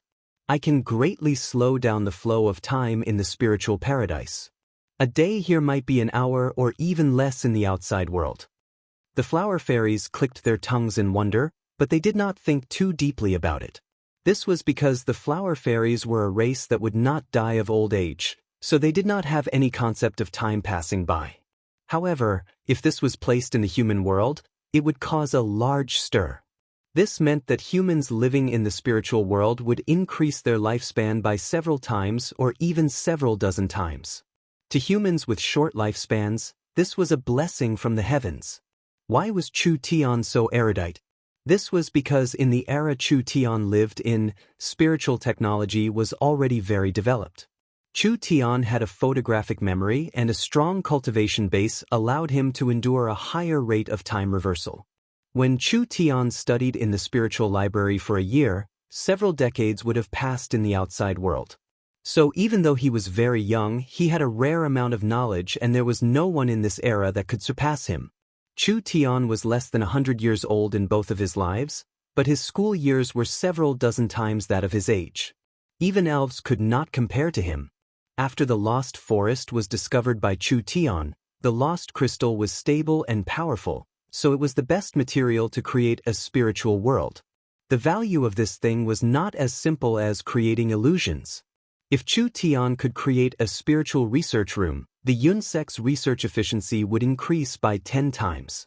If he could create a spiritual library, it would be much easier to find talents and scholars. Even when the spiritual technology research reached its peak, Chu Tian could create a spiritual network. This network would connect every person's mind, forming a spiritual network that covered every race, the forest, and even the continent. The spiritual world would become a second world to the real world, and everyone would have a new identity in the spiritual world. There would be all kinds of entertainment, learning, communication, living, and etc. The continent would enter the era of the spiritual network. Chu Tian, Vivian, and the elves worked together to open the spatial technology. Now they planned on working with the flower fairies to explore the new treasure of spiritual technology. Chapter 386. Why did he cooperate with the flower fairies? Actually, not mentioning personal feelings, the flower fairies were people worth roping in. This was an outstanding support race. Healing, treasure hunting, planting, scouting, assisting in cultivation, and assisting in battle. With many different abilities, they were natural helpers. The flower fairies were very pure, so there was no need to be on guard against them. Moreover, once the flower fairies trusted and supported him, they would do their best to help him. Because they were innately born, the flower fairies were very suited to building a spiritual world and a spiritual network. Not everyone could create a spiritual space. Every spiritual space was like opening up a new world.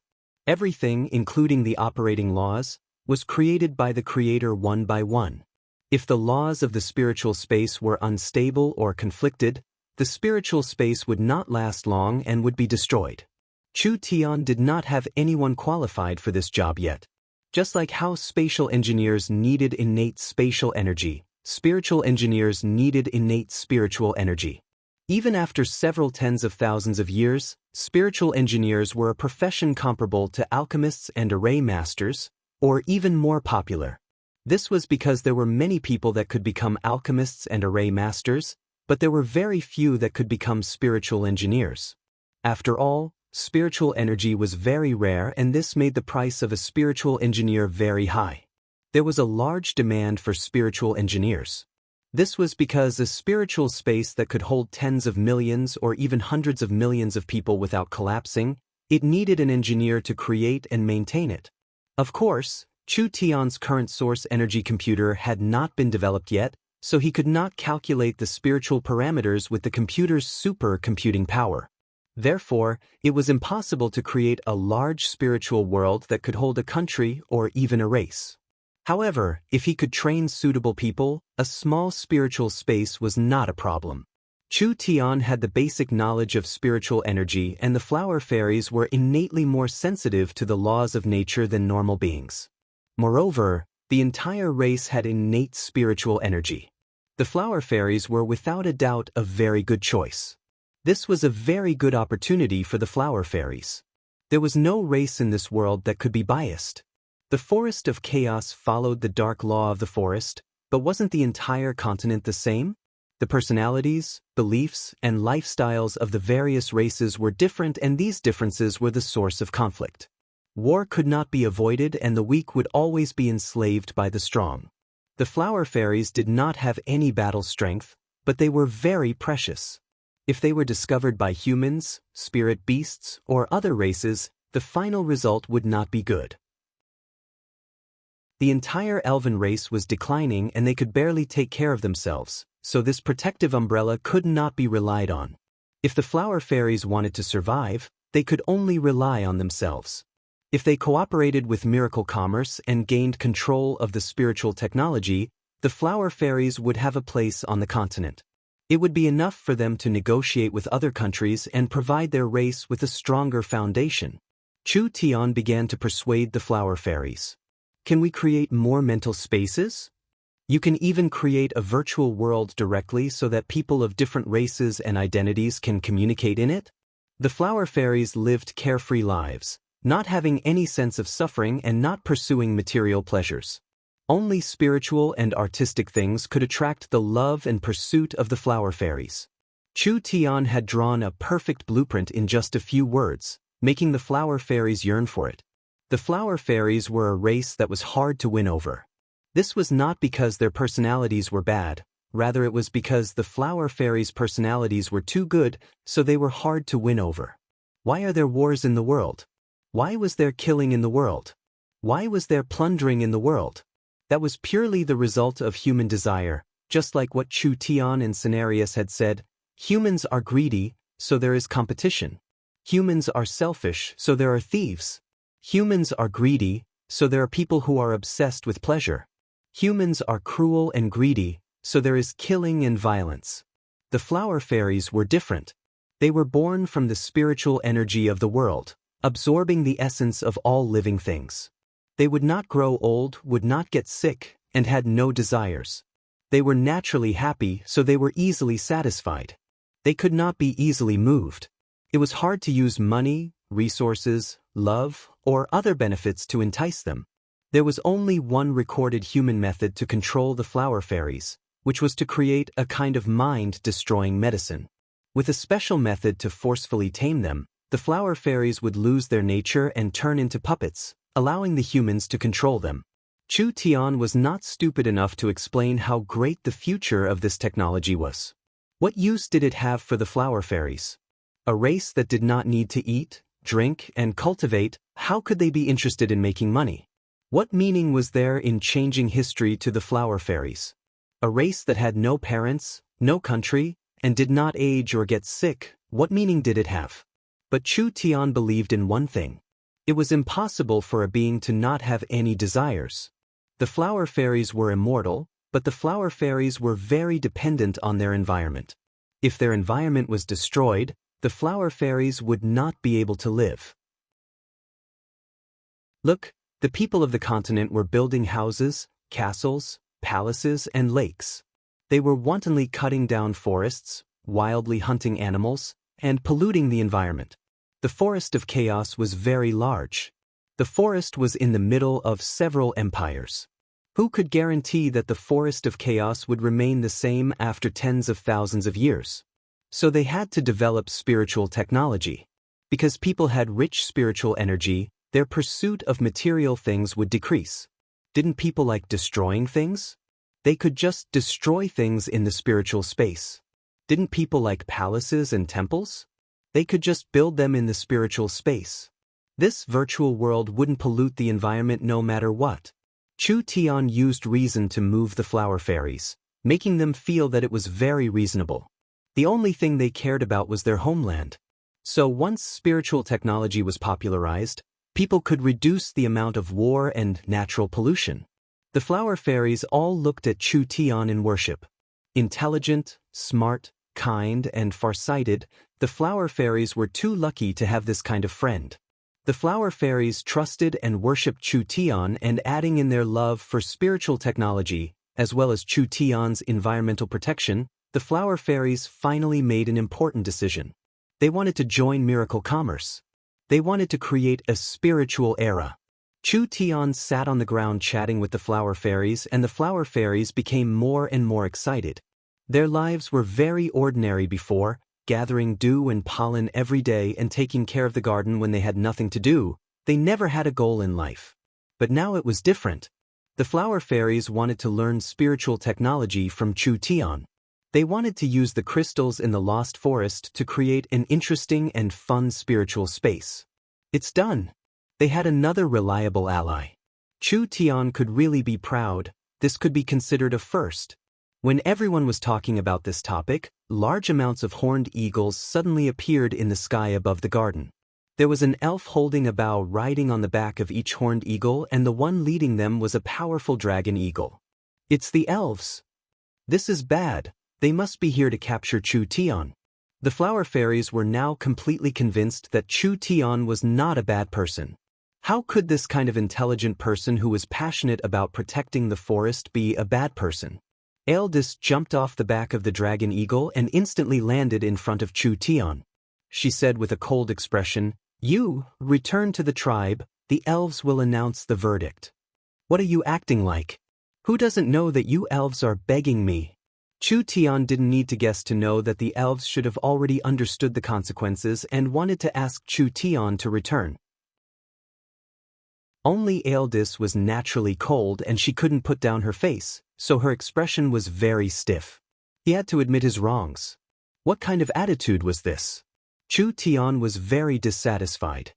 He suddenly thought of something and said, "You elves are very hesitant. Don't you just want to kill me? Just kill me with an arrow. There's no need to say so much." Aldous' brows jumped up. "Stop!" The flower fairies shouted. "Chu Tian is the flower fairy's good friend. We have already cooperated with Chu Tian. He is a good person. The elves' groundless accusation is not valid. We will not agree to it." "That's right. The elves, go back. Chu Tian will not go with you." The flower fairies surrounded Chu Tian, using their little bodies to block in front of him. It seemed like they would protect Chu Tian with their lives. Aldous was a bit stunned. He obtained the trust of the flower fairies this quickly? How did this human do it? Cooperation? Flower fairies? This kind of saying was enough to make the elves surprised. The flower fairies were a mysterious race, but in the end they were a weak race without any battle strength. Moreover, their population was very small, only a small group in the entire forest.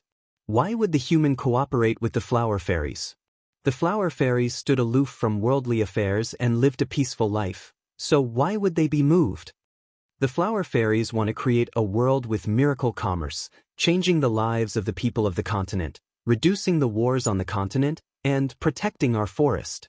The flower fairies were all very proud, and they said with a firm attitude, "The elves don't need to do anything. Chu Tian is a gift given to us by the forest divinity. He is the messenger of peace. He is definitely not a bad person. Elves, go away. Elves, go away." The flower fairies charged out to drive away the elves. The flower fairies were pitifully weak. but the elves did not dare to move against them. When they saw the flower fairies pledge their lives to protect Chu Tian and Chu Tian standing in the middle of the flower fairies with his arms crossed, revealing a proud smile that deserved a beating, the elves almost spat out blood from anger. This fellow was clearly doing this on purpose. But what kind of demonic technique did this fellow use? He actually made the flower fairies run around in circles. The flower fairy Lulu said, "Have Ulysses cancel all the accusations against Chu Tian. Otherwise the flower fairies will not allow the elves to touch a single hair on Chu Tian. Cancel all the accusations. Cancel all the accusations." The flower fairies began to loudly shout. Second elder, what do we do? Eldis was riding a tiger and could not get off. The elves did not plan on killing Chu Tian, but if they couldn't explain it, where would the elves put their face? We can't harm the flower fairies. We're going back first. The elves were given the cold shoulder and could only resentfully leave. Chapter 387. Eldis told the elves what had happened when she returned to the tribe. What? He's not coming? The elves were anxious and angry. Did this human really think he could eat the elves? Damn, his cultivation was clearly this weak. Even a child from the elven tribe could defeat him. What gave him the confidence to not place the elves in his eyes? This was simply preposterous. When had these noble and proud elves ever suffered this kind of anger? The flower fairies did not have any strength, but they were still the elves' friends. They provided large amounts of top-quality medicine and resources for the elves, helping the elves grow stronger, so they had to give the flower fairies face. We have a 1,000-year friendship with the flower fairies. We can't break it because of this matter. Ulysses knit his brows. I want to know what happened in the spirit flower garden. I'll immediately find a flower fairy and ask her. The elves immediately found a flower fairy. The flower fairies also wanted to resolve the conflict between Chu Tian and the elves, so they told them everything. It's roughly like this. The flower fairies simply explained the matter. Other than creating the spiritual space, the flower fairies are also preparing to make movies. Some of the flower fairy sisters have already started preparing and will go with Chu Tian to his small town in a few days. Movies were related to the spiritual space. With the flower fairies' help, the movies would be even better and would be even better to watch. Moreover, the flower fairies liked movies, so Chu Tian gave this job to the flower fairies. The elves were shocked. The flower fairies had not left the garden in 1,000 years. How could they leave just because of a stranger? The flower fairies were very weak. Did they not know that this was very dangerous? Ulysses broke out in a cold sweat, but he was not shocked by the flower fairies' decision. Rather, he was shocked by another important matter. You're saying that Chu Tian picked up a crystal stone in the Lost Forest and immediately developed a new technology, creating a stable existence that can accommodate many people, as well as an illusion that can exist in time? That's right. It's like this. Chu Tian had left the tribe for several hours and he did not know about the Lost Forest before this. It was purely an impromptu situation, suddenly creating a new technology. Was this person still a person? How many more sensational miracles did he have to create? Hearing this, Eldis suddenly felt a bit regretful. If she had known earlier, she would have agreed to this guy a few days ago. If she could make Chu Tian owe her a favor, she would be able to exchange it for great benefits for the elves. Vivian was right. Chu Tian's knowledge and wisdom were at least 100,000 years ahead of the elves. If left alone for 10 or 20 years, this human might very well change the entire continent. If the elven race remained stagnant and did not make any progress, it was very likely that they would be eliminated in this era of change. The flower fairy did not know the complicated feelings of the elves. Chu Tian said that this technology must be developed. Because in the future, he would create a super huge spiritual world, and all the races in the world would be able to enter and communicate with each other. Not only would this reduce the distance between people, but it would also reduce the consumption of energy, resources, wars, and killings in the real world, thus protecting the forest and the environment. Such a noble dream is not something a bad person can think of, so the elves must drop the accusations against Chu Tian, otherwise the flower fairies will not allow the elves to approach him. The flower fairy's voice was very firm. In the flower fairy's eyes, Chu Tian was not just a genius, he was also a great saint that could save the world. With this person in this world, everyone's lives would become better and there would be fewer wars and deaths. If the elves killed him, they would be committing an eternal sin. Whether it was for Chu Tian or for the elves, the flower fairy would not allow this matter to happen. Also, Cenarius also said this. The flower fairy suddenly thought of something. He has already made his decision to have the flower fairies bring the ancient tree of life seed with Chu Tian. Ulysses was shocked again. What? The ancient tree of life seed. Can this be casually taken away? There is only one seed in the entire forest of Chaos Elves. What would happen if something were to happen to it? Cenarius cannot take this responsibility. There was more than one ancient tree of life on the continent. Therefore there was more than one group of elves. In the entire forest of Chaos Elves, there was only one ancient tree of life and there was only one ancient tree of life seed. Although there was no way to make it germinate, it was still a sacred object in the hearts of the elves. This seed had been kept by the treant Cenarius for a long time. The flower fairies were in charge of finding a way to raise it, and the elves had been paying close attention to it. Now it was good. They actually wanted to take the seed away. If it was taken away by someone else, who could take responsibility for this? The flower fairy explained, "We and the treants can't find a way to raise the ancient tree of life, but Chu Tian said he has confidence in activating the seed, so Cenarius has decided to let Chu Tian give it a try." The elves almost collapsed when they heard this. How many earth-shattering things did Chu Tian have to do before he was willing? Spatial technology, spiritual technology, any one of them was a profound elemental energy science worthy of thousands of years of research. Now, he had even said that he wanted to save the ancient tree of life seed. If he could really do it, then this person's intelligence was something that even the ancient gods could not compare to. The elves are too stingy on this matter. The flower fairy said in a somewhat complaining voice, "Didn't Chu Tian just use an elven immortal herb? He didn't steal it and he has already repaid it 100 times over. If we still pursue this matter, the elves are too ungentlemanly. At worst, the flower fairies will compensate the elves with 10 even better immortal herbs." This was not a problem with the herb at all. It was just a trivial level 2 immortal herb. These elven elders did not care about it at all. The key was the human identity and Princess Vivian's identity. The two of them caused quite a stir in the tribe. Humans were a large race made up of hypocrisy. The most important rule of the elves was that the elves, especially the female elves, were forbidden from interacting with humans. Vivian's actions were a large taboo and she was involved in the war between the humans and the spirit beasts.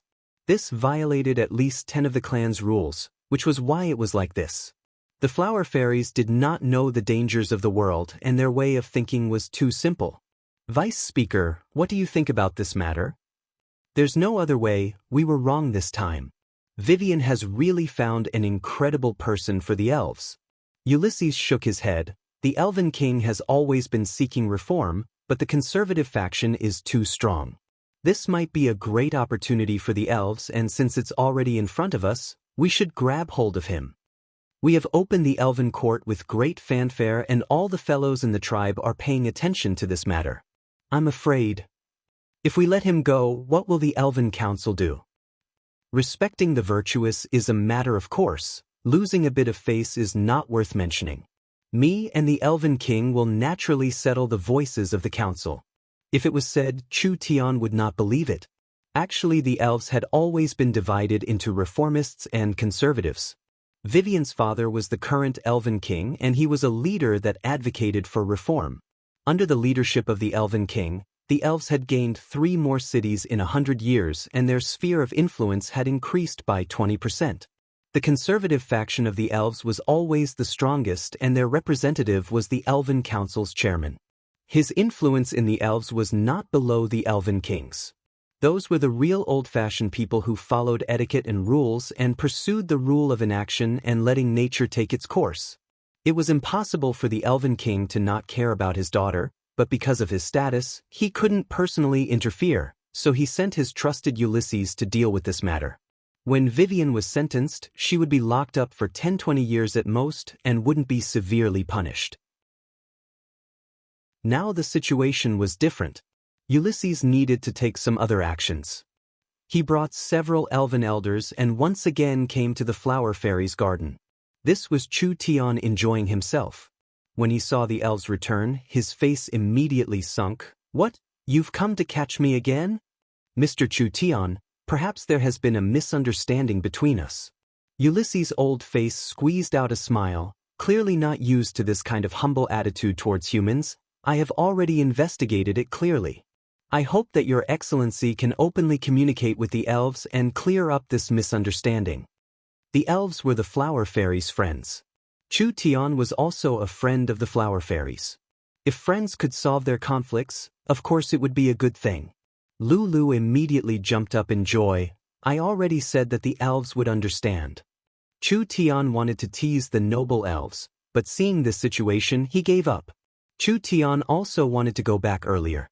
After all, the elves' efficiency was too low and he was afraid of being delayed for 10-15 days.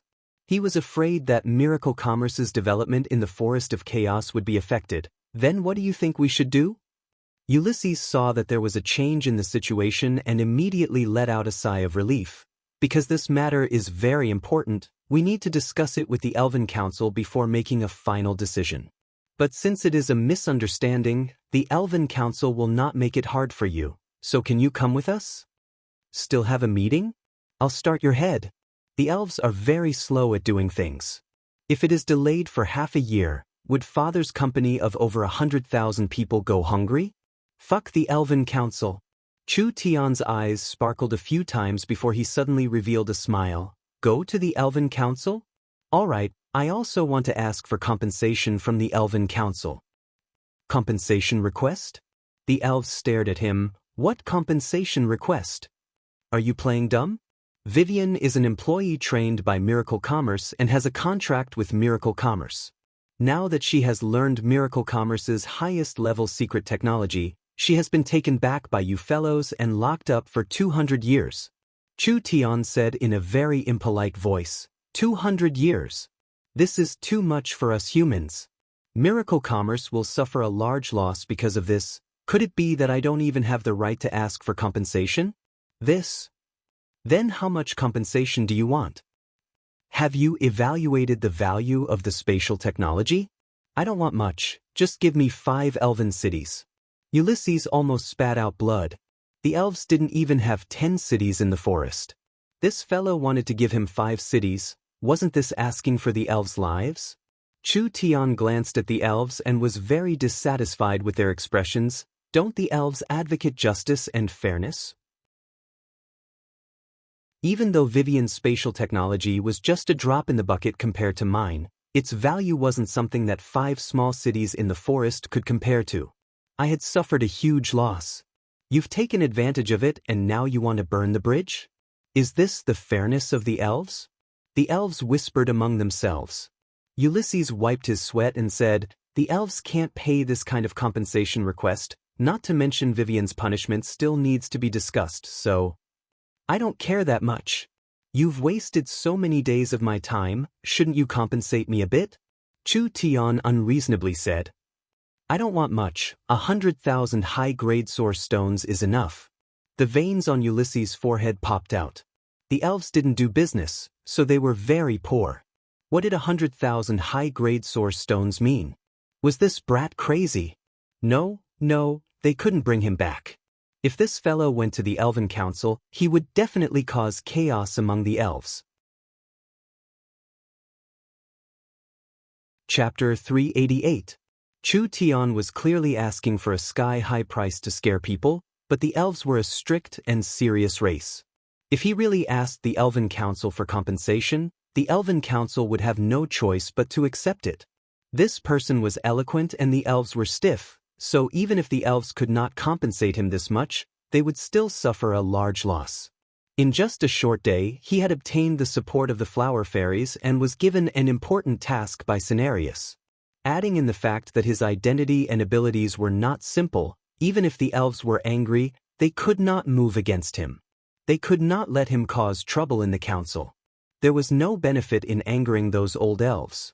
Ulysses wiped his sweat. The Elven Council is very busy dealing with the large and small matters of the tribe. Even if you ask for compensation with this kind of complex and large compensation, it won't be finished in 10-20 years. Our elves can wait, but humans can't wait that long. How about you go back first and we'll talk about compensation later? Chu Tian did not think about compensation at all. Even if the Forest of Chaos elves did not lose to a warring kingdom, their economic ability was very poor. This was because the elves did not do business on the continent, so they did not have a commodity economy. It was purely a self-sufficient small farming economy, simply saying that the entire race was poor. It's not impossible for me to go back. Chu Tian raised a condition: you have to return my employee Vivian to me first, otherwise I will not leave. Vivian was the company's only spatial engineer, and now was the time to use the space warehouse. Just one space warehouse was not enough, and if Vivian was held captive by the elves for a year, Miracle Commerce's development would be slowed down. This was something Chu Tian could not tolerate. Ulysses discussed it with the elders. Looking at the current situation, forcefully taking Vivian away would not be good for the elves. It would be better to have Vivian stay by Chu Tian's side and continue learning spatial technology. This way, it would prevent a troublesome fellow like Chu Tian from finding an excuse to cause trouble, and it would allow the elves to introduce the most advanced spatial technology on the continent, killing two birds with one stone. Although it was against the rules and the council could not avoid a war of words, the pros and cons were very clear, so everyone would understand. Ulysses could only nod. All right, then we'll have Vivian stay in Oldman's small town to be interrogated. Chu Tian heaved a long sigh of relief. He had finally escaped from the elves' hands. Actually, the elves were one of the easiest races to deal with on the continent. If the other side was a spirit beast, they wouldn't have wasted so much time talking. They wouldn't have captured him back to their tribe and would have killed Chu Tian in the small town. Then they would have flattened the small town and taken everything from it. How could Chu Tian have survived until now? However, the elves were once the most powerful race on the continent, and they were now one of the most powerful races on the continent. This race still had its merits. At the very least, cooperating with the elves wouldn't be like cooperating with humans. Brother Chu Tian. When Vivian was brought out, she immediately shouted out in excitement. She charged over and gave Chu Tian a large hug. She had heard that the elves wanted to make peace with Chu Tian and even agreed to let Vivian return to Oldman's small town. This matter made Vivian very excited. She was most worried that Chu Tian would have an irreconcilable conflict with his clansmen. Vivian would be placed in a difficult position if she stood on the other side. If the elves were willing to accept Chu Tian and even cooperate with Chu Tian, whether it was for the elves or for Chu Tian, it would be a very good thing. This was because compared to the other superpowers in the Forest of Chaos, the elves were the friendliest and most reliable. Are we going back? Vivian said, I don't want to stay here for another second. No rush. Chu Tian said to Vivian, we'll first build a space warehouse here. This will make it easier for us to transport the Lost Forest's resources. The Tree of Life tribe's elves knew that Chu Tian wanted to build a space warehouse here, and they were all filled with excitement, especially the elven children. Chu Tian's skills and actions had already spread throughout the tribe, so the elves all knew what kind of thing the space warehouse was. If the Tree of Life tribe could build a space warehouse, wouldn't the magical products of Miracle Commerce be sent to the Tree of Life tribe in minutes? Magnetic sound machines, video players, delicious canned food, and many other fun things. The elves could not leave the tribe because of the rules, but they could still enjoy many entertainment activities. To the Tree of Life tribe's elves, this was a very good thing. There was only one space warehouse that Miracle Commerce was using. This space warehouse was inside Miracle Commerce, so naturally it could not be opened to the public. However, before Vivian was brought back by the elves, she had already prepared to build a second space warehouse. This space was around the same size as the first space warehouse. Although the shape had not been changed and it was just like an irregular pancake, it had already been marked. Vivian immediately began to arrange the space warehouse's summoning array. She also reserved a few backup energy pillars so that the space warehouse could be opened. As for the transformation of the warehouse's shape, Vivian could return to the small town and slowly complete it in the laboratory. 3 days later, the space warehouse was officially completed. This space warehouse would be a special channel for miracle commerce to transport goods to the Lost Forest. Although it was made for miracle commerce, if the elves, flower fairies, and tray ants needed it, Chu Tian did not recommend helping them transport things over. The elves began to cheer. With the source energy array in the tribe, the elves could enjoy the convenience of the space warehouse. Therefore, a large group of children surrounded Princess Vivian, asking her to bring back some gifts when she went out. "You can all be assured I won't forget everyone." Vivian waved her hand in high spirits. "I will definitely bring back a lot of fun things for everyone." With the little princess promise, the elves were assured and left. At this time, the first batch of lost crystals was sent over and bags were thrown into the space warehouse. Then the various precious gifts the flower fairies had given to Chu Tian were placed inside. Everything was done. They could set off.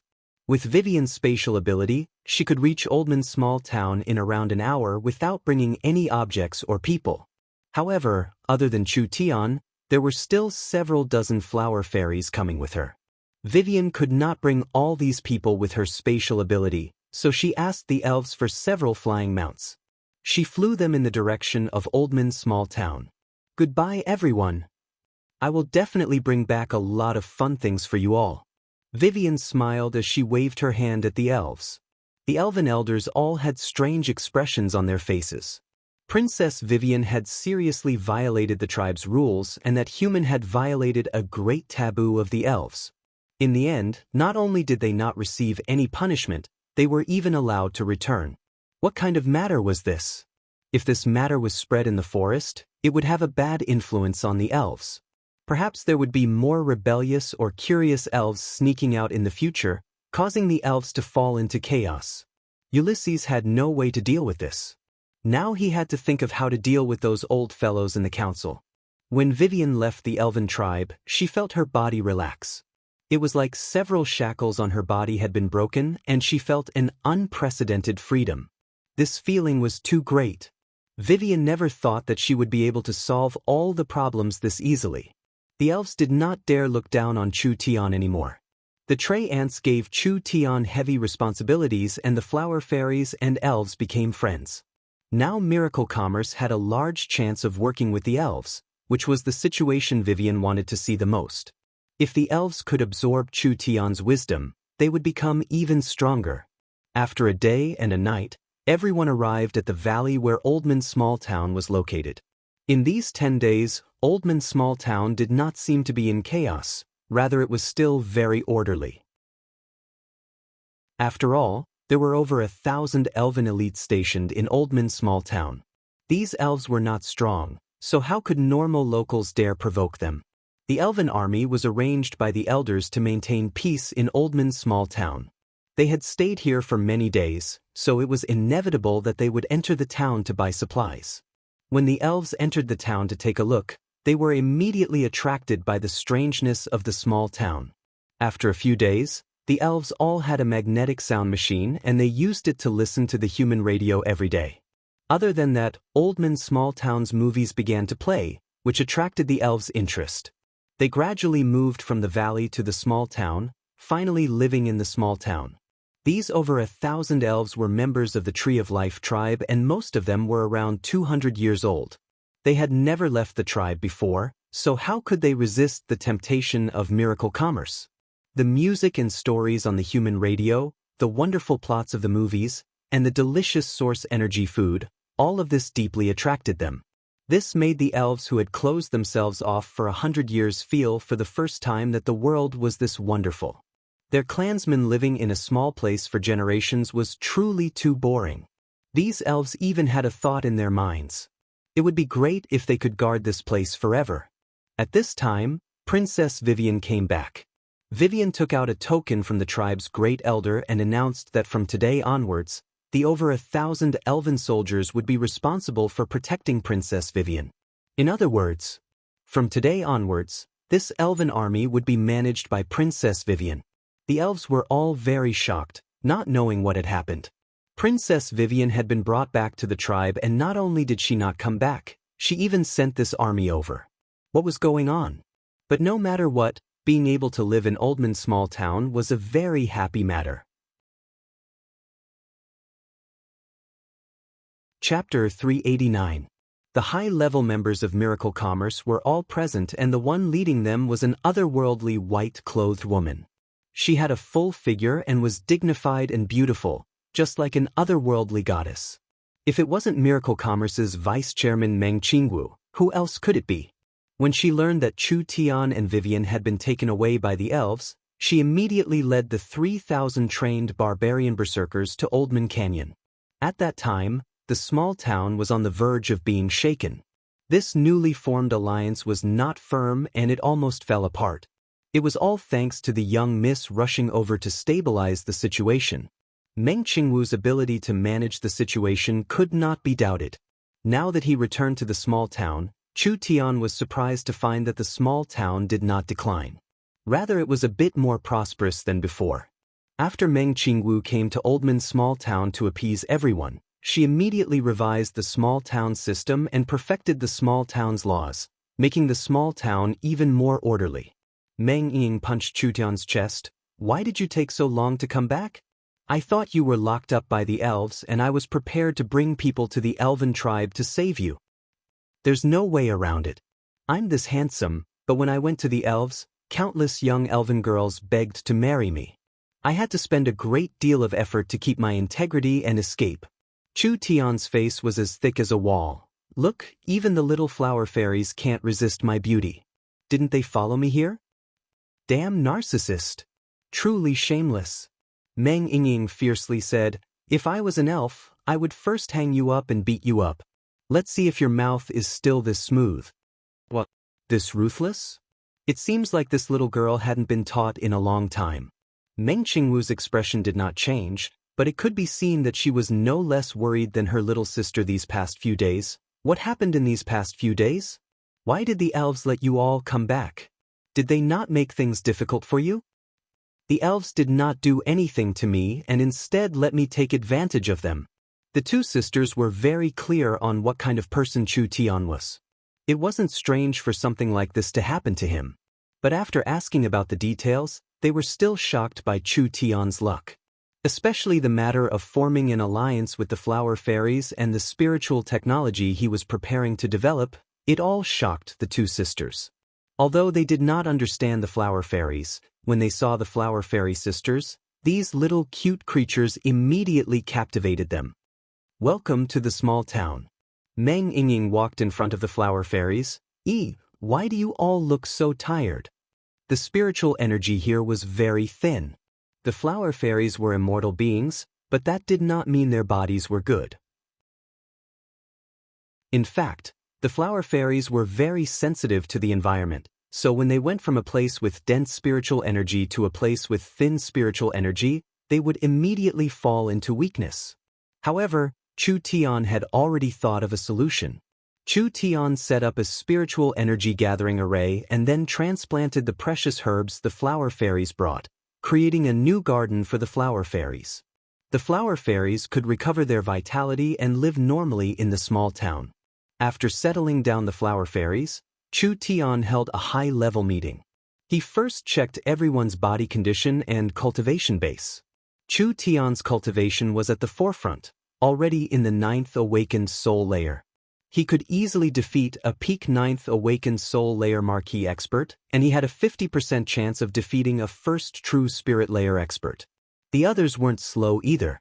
Nangong Yun's cultivation was the fastest, reaching the 8th awakened soul layer. Next was the Meng Qingwu sisters, who had just broken through to the 7th awakened soul layer. Chen Bingyu and Dongfang Haoren were still at the peak 9th awakened soul layer, but they were waiting for an opportunity to charge into the true spirit realm. Chu Tian was a bit pleased. Everyone's cultivation speed wasn't bad. But in a place like the Forest of Chaos, this bit of strength was still lacking and couldn't be used. After all, the Forest of Chaos couldn't compare to Southern Xia. There were many true spirit realm experts here, and there were many true spirit realm experts that were unknown in the forest, appearing out of nowhere. Miracle Commerce couldn't do without several true spirit realm experts. They couldn't count on Vivian alone, right? Vivian was suitable for beheading the leader, but she couldn't do a large-scale battle. After all, spatial attacks consumed too much spirit energy. So, Chu Tian set a goal. He would first use the rich resources of Miracle Commerce to increase everyone's strength. Miracle Commerce's overall strength would increase their foundation in the forest. This was not a hard matter. How rich was Miracle Commerce? When they were in southern Xia, they had already prepared enough resources to cultivate several true spirit realm cultivators. Now that they had managed the small town in the Forest of Chaos for over a month, they had collected thousands of level 2 sacred herbs. Even the southern Summer Kingdom's treasury couldn't compare to this. Even more, Chu Tian had obtained quite a bit of fairy wine, which was all prepared for everyone to attack the true spirit realm bottleneck. With the flower fairies assisting them, it would be half the effort, so why would they need to worry about breaking through? Chu Tian did what he said, immediately increasing everyone's strength. In just a few days, the young Miss, Yingying Yunyao, and Feng Kaidai had all broken through 2 levels, reaching the 8th awakened soul layer. Nangong Yun had reached the peak 8th awakened soul layer and was attacking the 9th awakened soul layer. Chen Bingyu and Dongfang Haoren were important targets. Chu Tian had not only refined several top-grade sacred pills for them, he had also prepared a cup of fairy wine and a flower fairy to assist them in their cultivation, helping them break through their bottlenecks. Now that the 2 of them were in closed-door cultivation, Chu Tian had an 80% chance of success. Everyone's strength was quickly increasing.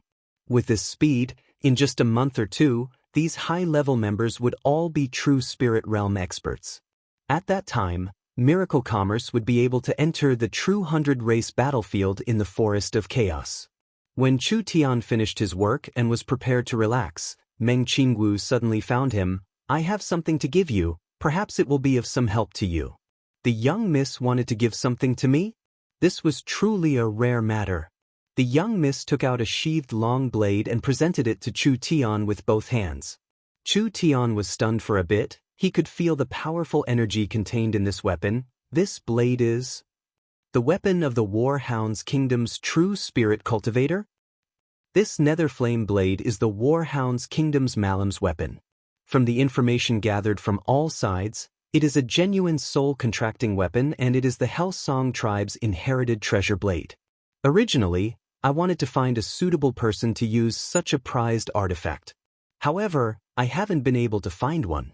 A while ago, I sent this saber to the laboratory for research.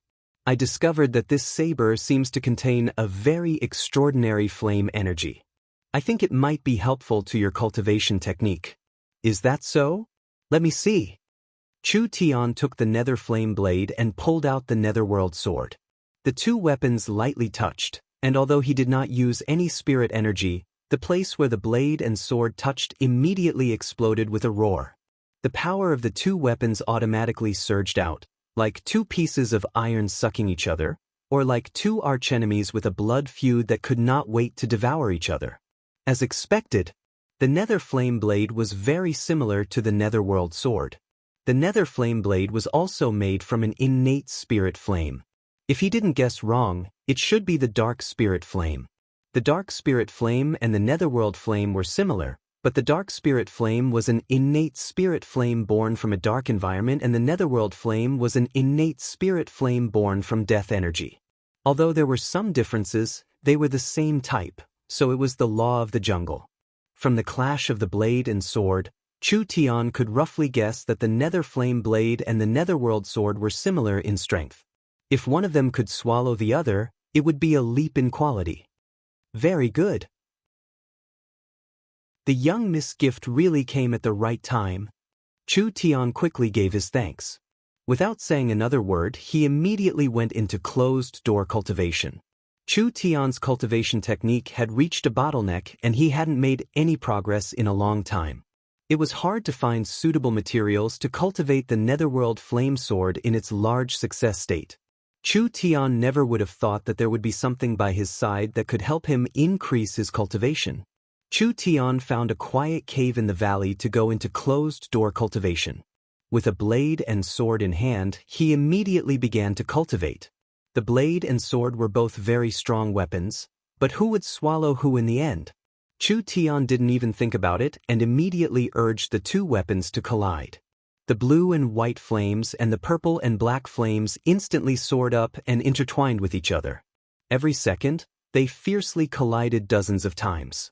The surrounding mountain rocks were shattered and a large number of rocks rolled down, as if there was an earthquake. Such a strong ability. If he hadn't reached the 9th awakened soul layer, Chu Tian wouldn't have been able to control it. The two strange flames were evenly matched, but the longer they fought, the more the abyss netherworld flame gained the upper hand. If it was a normal netherworld flame, the dark spirit flame would not be afraid.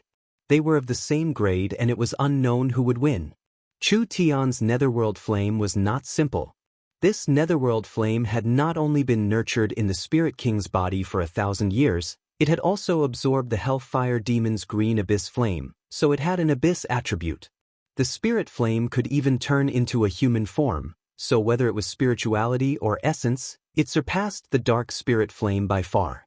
Finally, the nether flame blade's flames couldn't hold on any longer and was absorbed by the netherworld sword. Finally, with a dang sound, it snapped in half. Chu Tian threw away the two pieces of the nether flame blade and saw the purple, black, blue and white flames intertwining on the netherworld sword. After the netherworld sword swallowed the nether flame blade's energy, the weapon spirit's strength continued to increase.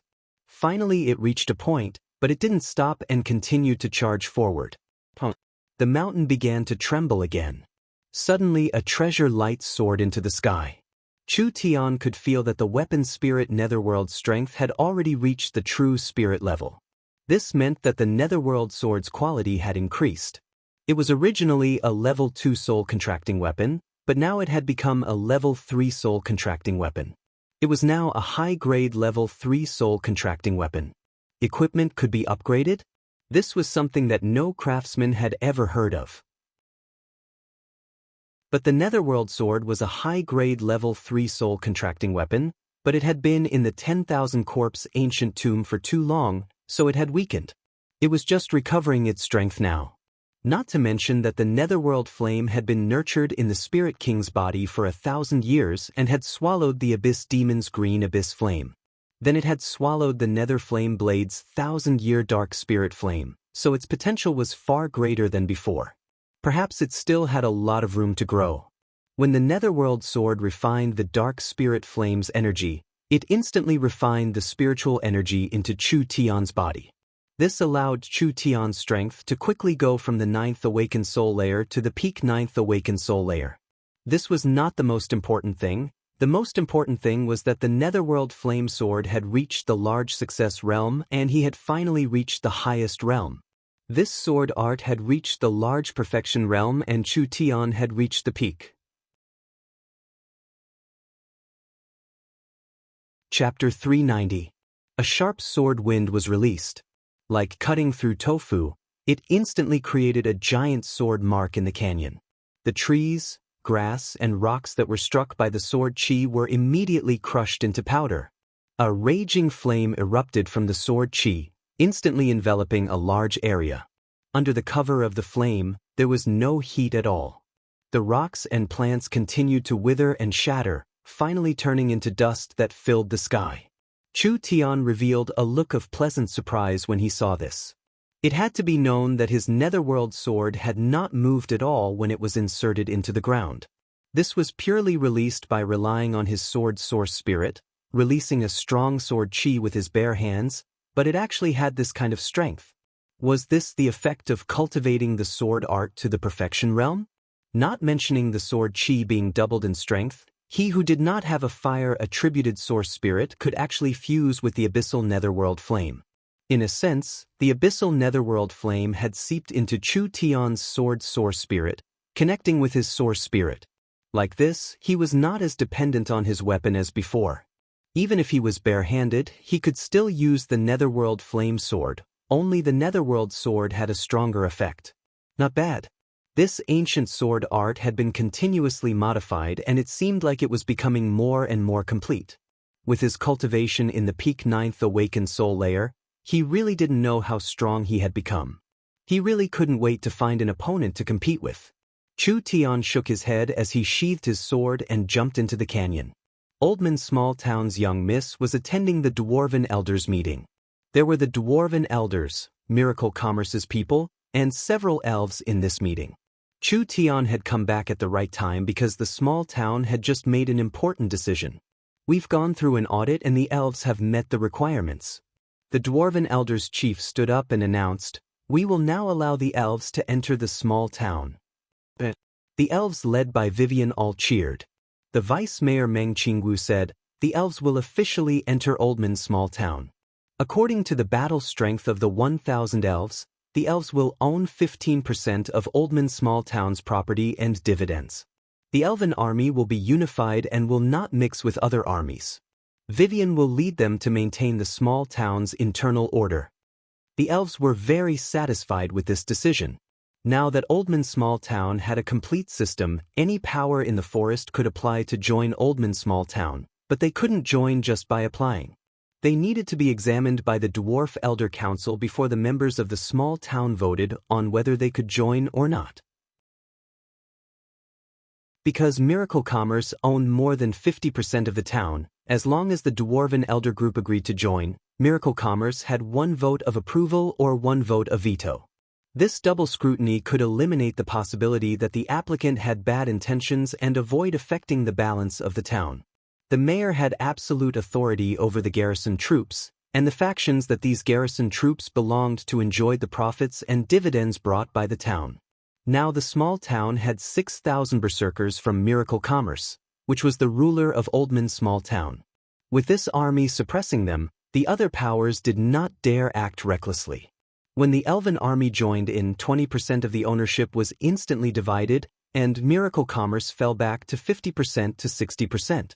This could only mean that the Elven army's battle strength was very strong, perhaps even above the berserkers from Miracle Commerce. The elves all had their own mounts. The elves themselves were very outstanding, and the unicorns were also demon beasts. The strength of these 1,000 Elven army was equivalent to 2,000 berserkers. These Elven army was led by Vivian and was also controlled by Miracle Commerce.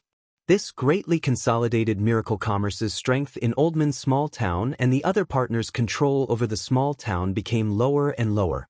They did not have any complaints about this. This was because they entered Oldman Small Town mainly to trade with Oldman Small Town. They did not really want to control the small town. Secondly, the elves were a large race in the Forest of Chaos. So how could the surrounding tribes dare provoke them? With the elves joining in, the small town would be safer. Ruling or attacking the small town did not have any meaning. Being friendly and having mutual benefits in the long term was the way of the king. But although it was like this, in order to fight for more benefits and avoid being gradually marginalized, the large tribes all expressed that they would invest more troops. After all, Oldman Small Town was responsible for supporting the Allied army. If they sent out some of their troops, it would save them quite a bit of effort. The elves also played a crucial role in increasing the popularity of the small town. This was because among the many locals in the forest, the elves had the best reputation. The weak tribes and some hesitant locals all believed that Oldman Small Town was safe, so they all chose to settle down or do business in the small town. How could their popularity not increase with each passing day? Meng Qingwu did some statistics. According to Oldman Small Town's current development, the population would double or triple in 3 months. It would take around a year for a small city to be formed, and it would become a special trade center for the army in the forest. Oldman Small Town had this much potential, so Miracle Commerce naturally increased their investment. Miracle Commerce, Miracle Medicine Shop, Miracle Talisman Shop, movie theaters, and hotels were all being built in the small town. Miracle Commerce's goods were cheap and had a sufficient supply. Now they had established a good reputation among the locals. Once this good reputation was established, it would spread very quickly. People would come to Oldman Small Town to sell their good materials, and they would come to Oldman Small Town to buy whatever they needed. Miracle Commerce became the best choice. Chu Tian, Meng Yingying, and Vivian, these were the first people to come to Oldman Small Town, and they were also the founders of Oldman Small Town. When they saw the small town becoming more prosperous day by day, their hearts were filled with a sense of accomplishment. A prosperous scene that could only be seen in a large forest city actually appeared on the outskirts of the forest of chaos in a small underground town. Moreover, it was developed in a short period of time. This could be considered a miracle in the forest of chaos, and it was something worth being proud of. Chu Tian. Meng Yingying quickly ran over. Our back garden is already done. Quickly come and take a look.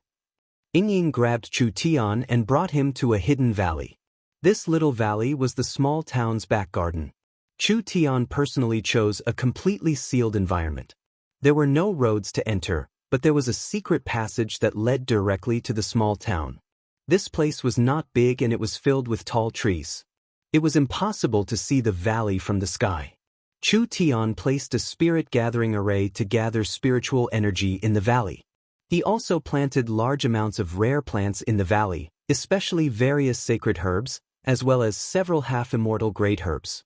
Finally, he placed a concealing array and an illusion array as protection, creating a temporary living area for the flower fairies. Compared to the bustling Oldman small town, the small valley was like a different world. It was quiet and serene, with hundreds of flowers in bloom, and the air was clear. Chu Tian held Meng Yingying's soft little hand and the two of them walked into the soft grass. There were flowers in full bloom all around them, just like they were in a paradise isolated from the rest of the world. Lulu, how are you? The flower fairies were playing with the flowers and herbs. There were several video players and radios installed here, so the flower fairies could watch movies and listen to various music and story programs. Lulu saw that Chu Tian had come and immediately flew into the air with joy. We're very good, thank you for making a new home for the flower fairies. This wasn't all for the flower fairies. Miracle Commerce had bought all these fresh sacred herbs, and if they were all stored, the medicinal properties would be lost. Now that the herbs were planted again, they could provide a new living environment for the flower fairies, and the flower fairies could take care of the growth of these herbs. It had to be known that sacred herbs had a very harsh living environment. The survival rate of humans transplanting sacred herbs was very low, and only the flower fairies were natural gardeners that could ensure the survival and freshness of each sacred herb, ensuring that Miracle Commerce's resources wouldn't be wasted. Meng Yingying really liked this fragrant little valley with hundreds of flowers in bloom. She took a deep breath. It really is too beautiful. Was there a need to say it? This is my masterpiece. Chu Tian pretended to be humble as he said, what does this count for? If you go to the flower fairy's garden, you'll know what is called beauty. Meng Yingying was filled with yearning. Is that so? Of course, the flower fairy's garden is the most beautiful place in the world. I welcome Yingying to visit the garden when she has time. Lulu warmly invited Yingying and at the same time said with an emotional sigh, we have never left the flower fairy's garden before, and we finally know how important the garden is to the flower fairies on this trip. If there was no forest and no garden, the flower fairies would not be able to survive. That's right. If we leave the forest, our bodies will dry up. We have to properly protect the forest. Why hasn't Chu Tian's spiritual space project started yet? These flower fairies had experienced a long journey and they suddenly felt a lot of emotions.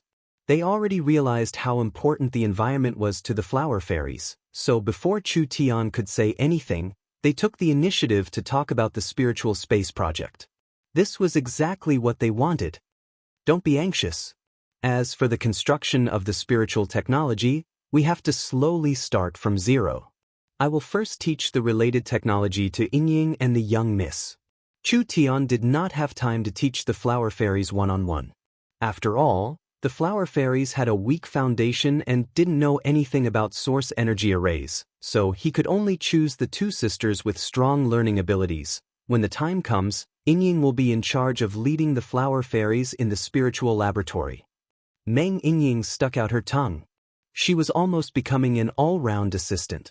Because of Meng Yingying's mirror source spirit, she could switch attributes at any time. She could help Vivian establish the spatial laboratory, and she could also participate in the flower fairies' spiritual laboratory. Meng Qingwu's learning ability was stronger, but her source spirit did not have any attributes. Not only did it not have battle strength, it did not have any auxiliary abilities. It could only provide theoretical support and could not participate like her little sister. Meng Yingying thought in her heart. Am I considered half a student of Chu Tian now? After all, with regards to Chu Tian's knowledge, Meng Yingying was the one who had the most comprehensive knowledge. This was not only because of Meng Yingying's special innate talent, but also because Meng Yingying was Chu Tian's most trusted person. Meng Yingying thought of this and her mood instantly became very happy. If she could help Chu Tian complete his work, she would be able to realize her own value. As for the establishment of the spiritual laboratory, they decided on it first. Meng Yingying was prepared to play around with Chu Tian in the valley, when she suddenly heard the communication device in Chu Tian's chest ring. What is this? You actually dare disturb father's date. Chu Tian was a bit depressed as he picked up the communication device and picked it up. Nangong Yun's hurried voice came from inside. Boss, this is bad. Someone has come to cause trouble. 2 patrol teams have been attacked and have suffered heavy casualties. Quickly come and take a look. Chu Tian's expression changed hearing this. This time it was not according to the script, so he was afraid that he had encountered trouble. This was not strange. Oldman Small Town had developed this quickly. It was impossible for everything to be smooth sailing. After all, this was the forest of chaos, but he never thought that trouble would come this quickly. Let's go. Meng Yingying was very regretful. She had managed to pull Chu Tian out to play with great difficulty, but in the end she had been called back before they even started. Chapter 391. There were close to 100 patrols in the small town. There were 30 barbarian berserkers, 30 orc archers, 20 bear people, 5-6 wolf people scouts, and several ogres. The barbarian berserkers were the main force and normal patrols did not carry source energy weapons because their main task was to disperse the forest bandits. With the barbarian berserkers killing power, it was enough to deal with most of the bandits. The ogres and bear people were the main force, with the orc archers and wolf people supporting them. This kind of team arrangement was very scientific. They could advance and retreat, they could attack and defend, and they could chase and counter-chase, so how could they be completely wiped out? Each small team had several communication devices on them and they would report the situation to headquarters every half an hour. If something happened, they could immediately inform headquarters. Now 2 patrols had been attacked. They didn't even send out a distress signal. When headquarters found that the 2 small teams didn't report on time, they sent out wolf people to find them. In the end, they found that they had all been killed and there wasn't a single person alive. Chu Tian brought Yingying to the scene of the incident. There were corpses all over the ground and blood dyed the forest red. The scene was very tragic and each berserker had at least 10 arrows stuck in them. There were even some that had been turned into porcupines. No matter how strong their vitality was, it was impossible for them to survive this kind of fierce attack. This was too tragic. How could this kind of thing happen in front of their eyes?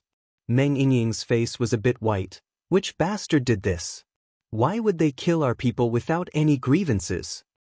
We are currently investigating, but there are no traces of value.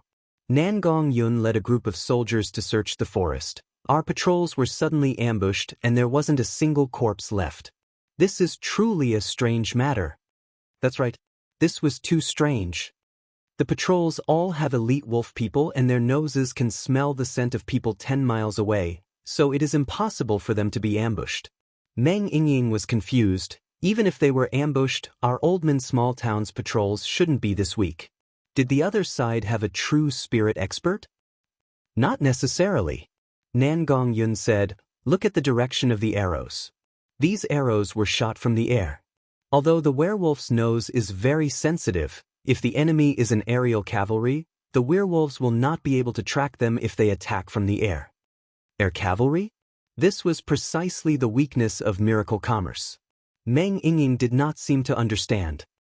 Why didn't we receive the distress signal? Because there was no time to send it out. Nangong Yun pulled out an arrow and pointed at the black arrowhead. The arrow is coated with poison. Even if the bear men, werewolves, and orcs are very brave, They will immediately lose their ability to defend after being hit by this arrow. The berserkers and the strong ogres were able to resist the paralyzing poison, but there were too many of them. After a wave of attacks, not many of them could stand up, so they didn't have time to use their communication devices. Meng Yinying frowned slightly. How sinister, using poison. Normal patrols did not have storm rifles or source energy cannons. In a situation where they lacked firepower, they were suddenly ambushed by enemies in the air, so they were completely annihilated. They didn't have time to resist at all. But why did they attack Oldman Small Town's team for no reason? Was this a coincidence or was it deliberate? Sir Mayor, this is bad. At this time, an orc ran over in a panic. That ugly face was covered in sweat. We have another team being ambushed. They have already used their communication devices to send a distress signal to the small town. The situation is not good. Everyone's expressions changed. Chu Tian quickly asked, "The location?" The orc quickly said, "It's around 20 miles east of the canyon. The ones being ambushed this time are a guard team." The patrol team was not the same as the guard team. After Oldman's small town gradually developed, they began to expand their business. For example, the local merchants in the forest bought large amounts of materials from the small town. They were afraid that they would be robbed when they left Oldman Small Town. After all, Oldman Small Town was becoming more and more popular. The forest bandits knew that there was a large amount of profit to be made, so there were quite a few people waiting for them. It was because of this that Oldman Small Town set up a large number of patrols to ensure the safety of the surrounding environment. However, the patrol's range was limited to the canyons. Some of the native forest merchants were still worried because the forest bandits could lie in ambush in the nearby forest and guard the entrances of the canyons. That way, they could still catch them. If there was demand, there would be business opportunities. Oldman Small Town had a large number of troops, so most of them had nothing to do.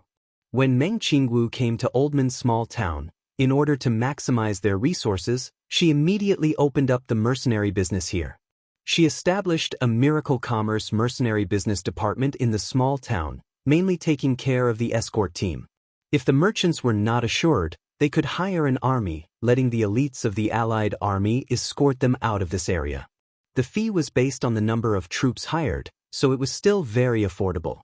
So many local merchants would rather spend a bit more money than take the risk.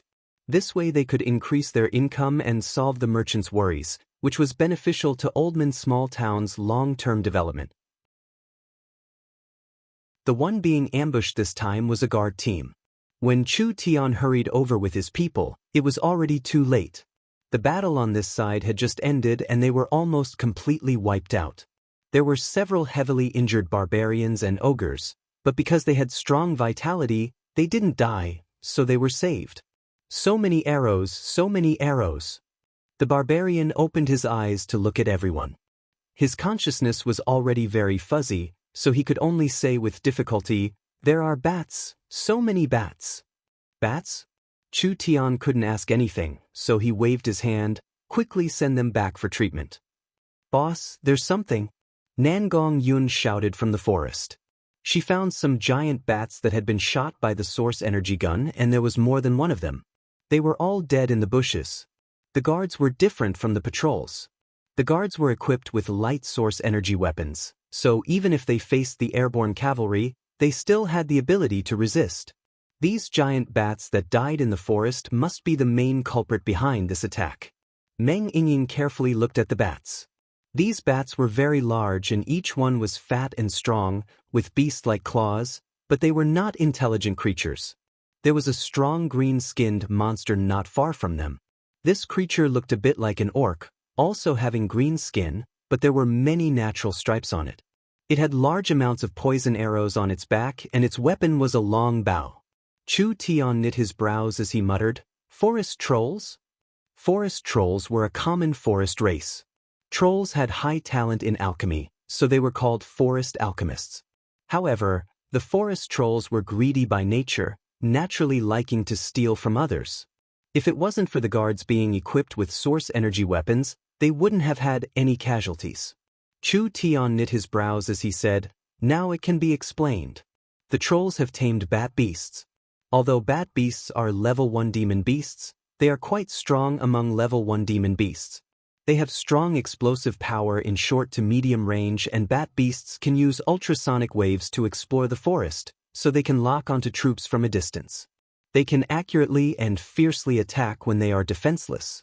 The trolls are good at alchemy, so if they use poison arrows to attack, they can effectively destroy our troops' battle strength. Meng Yingying was even more confused. Did the trolls have nothing better to do? Why would they do this kind of thing for no reason? When Chu Tian looked over the troll's corpse, he found a strange tattoo. This tattoo looked like a skull with a sword stuck in it. What symbol is this? Each troll had a similar tattoo. This made Chu Tian feel that it was a bit strange. Perhaps this would help him find the other side's identity, so he called a few orcs over to take a look. Perhaps these locals would recognize it. Who knew? When the orcs saw the tattoo, they began to tremble in fear. I know. An orc said with a face of fear, "This is the troll marauders. It's over, we've been targeted by the marauders, we're completely done for this time. The small town can't be saved this time." "Fuck, what nonsense are you saying?" Nangong rushed forward and slapped his face. "You're the fucking one that can't be saved. If you dare speak nonsense again, do you believe I won't beat you to death?" Nangong. Chu Tian stopped Nangong. He felt that this matter was not simple. What is the matter with the marauders?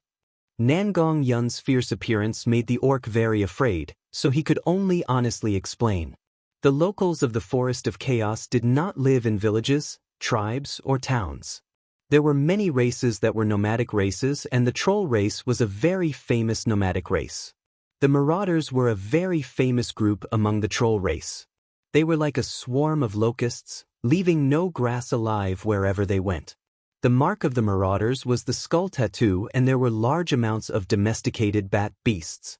Because the bat beasts had a strong ultrasonic detection ability, the marauders could easily find the locals hiding in the dense forest. These marauders relied on this method of plundering to survive. The marauders were wild, even daring to steal from the large powers in the depths of the forest. This was because the trolls did not have a fixed place to live. Every time they were chased by a strong local, they would immediately scatter. Those strong local powers could not do anything to them. As long as the wind blew over, the marauders would gather again. In short, they were a very hard to deal with group of fellows, so no matter who was targeted by the marauders, they were destined to suffer a large misfortune. Now that they were attacking the small town's patrols and guards, they were just giving Oldman Small Town a bit of face.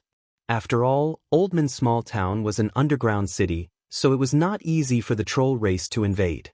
They could only use this method to put pressure on the small town and steal some resources. Meng Yingying was very dissatisfied with the trembling orc. "If they dare appear again, we'll kill them all. What is there to be afraid of?" You don't know, the marauders are very large.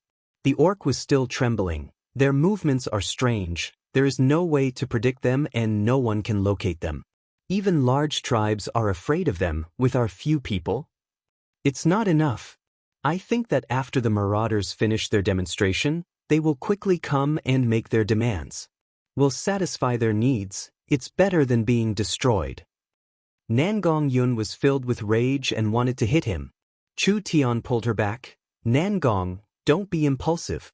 This is a special time. We have to pacify the situation. Oldman Small Town's wealth would attract greedy locusts." But Chu Tian never would have thought that they would attract such a troublesome opponent. The matter of the guards being attacked would spread throughout Oldman Small Town. Perhaps many locals living and doing business in Oldman Small Town would be afraid and even have thoughts of escaping. What was even worse was that the large tribes did not dare offend the marauders and might leave Oldman Small Town under the threat of the marauders. They might even compromise with the marauders. Then this newly established small town would definitely become a huge mountain of vitality because of this. Chu Tian could not let this happen. This small town was just the first step of Miracle Commerce's development in the Forest of Chaos. If they couldn't even do the first step well, how could they carry out the rest of their plans? Chapter 392. The marauders continued to attack, causing the small town's casualties to rise to over 1,000 people. Just the Allied army alone had lost over 500 people. Paper could not cover fire. The news quickly spread through the small town like a plague, immediately causing the small town's people to panic. These infamous forest thugs were known to everyone, and there wasn't a single power in the outskirts that could go against them. They were bold and savage by nature. Not to mention a small town that had just been established, they would even rob a caravan from a forest city without hesitation. There was nothing these wild thugs didn't dare to do. These locusts that people hated were simply the enemies of the forest. However, the marauders were very mobile, immediately leaving after doing something, never staying in one place for a long time. The forest of chaos was very big. It was impossible to chase after them.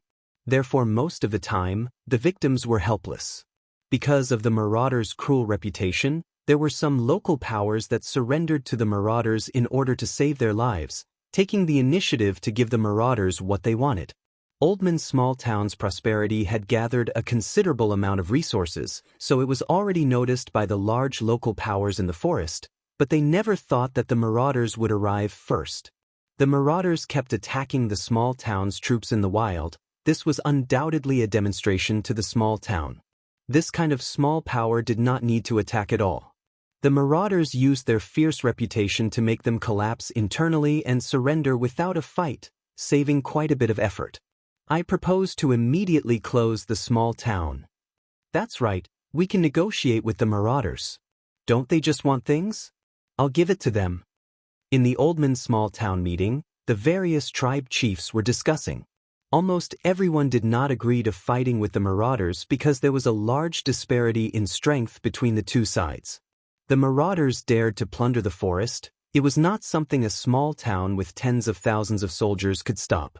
Not to mention that the marauders were all aerial troops, so their mobility was just too high. Oldman's small town and the surrounding local powers all lacked aerial troops. Without an army that could stop the marauders, how could they deal with these fierce marauders?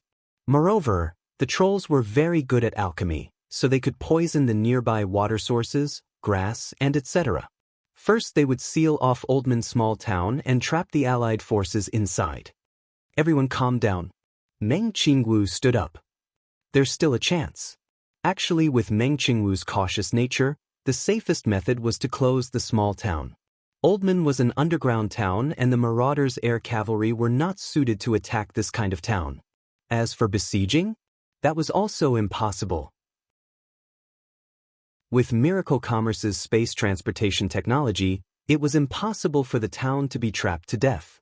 All the daily necessities could be transported directly from the outside world. How long could the aliens hold out? Don't forget, they were a notorious organization. They would never stay in one place for too long. As long as Miracle Commerce could hold out for a while, the marauders would naturally collapse. Although this method was safe, it was ultimately a last resort. Oldman's small town would suffer a large loss and it could cause the unstable alliance to disintegrate. The most important thing was that Meng Qingwu understood Chu Tian too well. Making Chu Tian hide like a turtle was harder than making the sun rise from the west. If Miracle Commerce wanted to stay in the forest, they couldn't avoid the marauders, so how could they hide? Everyone, there's no need to panic. Meng Qingwu calmly said to everyone, Miracle Commerce has advanced source energy weapons, so these forest robbers have no advantage in front of our powerful firepower. It's not like we don't have the power to resist. The representatives of the various tribes looked at each other in blank dismay. The only variable now was Miracle Commerce.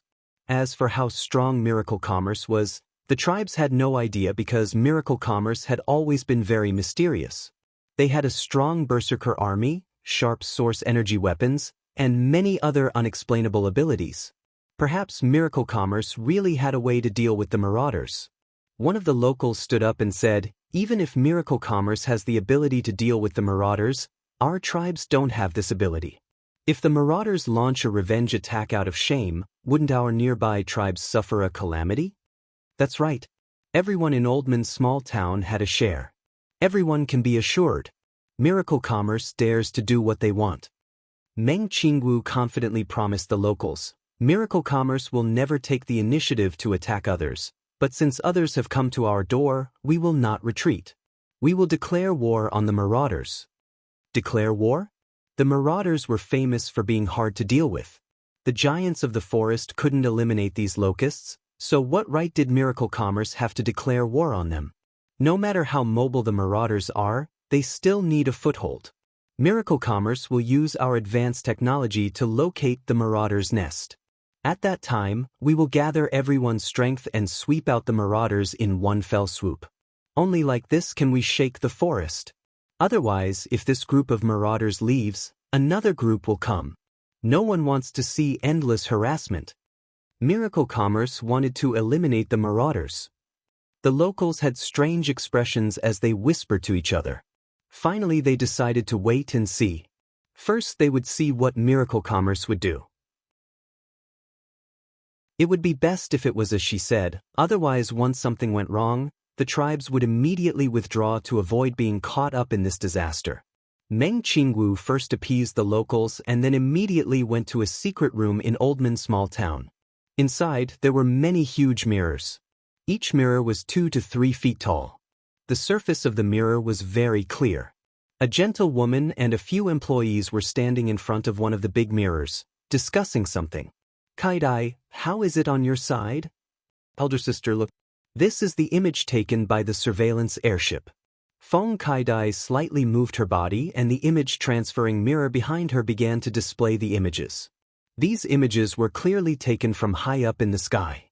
The entire forest was a deep green color, but because it was too high up, the details couldn't be seen clearly. "Look here." Meng Qingwu zoomed in and could clearly see a large group of giant bats moving at a fast speed, flying through the forest at a low altitude. They stopped and fought in several places before leaving in another direction. Meng Qingwu gave a cold snort. "That's right, it was them." Feng Kaidai said with a face filled with admiration, "It's all thanks to Elder Sister's surveillance airship, otherwise it would have been hard to find traces of them. But the range of surveillance is limited. We can determine the direction of the marauders, but we can't determine where they are."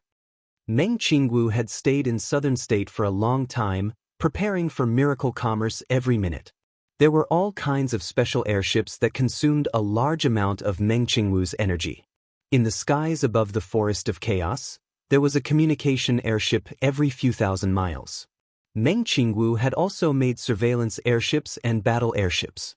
These new generation miracle airships not only had high performance, they were also covered in a layer of hidden mirrors. They could simulate various colors and camouflage, making it hard to distinguish them from the ground. They could operate at a maximum altitude of 50,000 meters and most of the time they were parked at an altitude of 20 to 30,000 meters. The existence of these airships was a secret of the company and the people of Oldman's small town did not know about it. There were several airships above their heads waiting for orders. The image shown on the image transfer mirror was actually taken by the surveillance airship 20,000 meters in the air.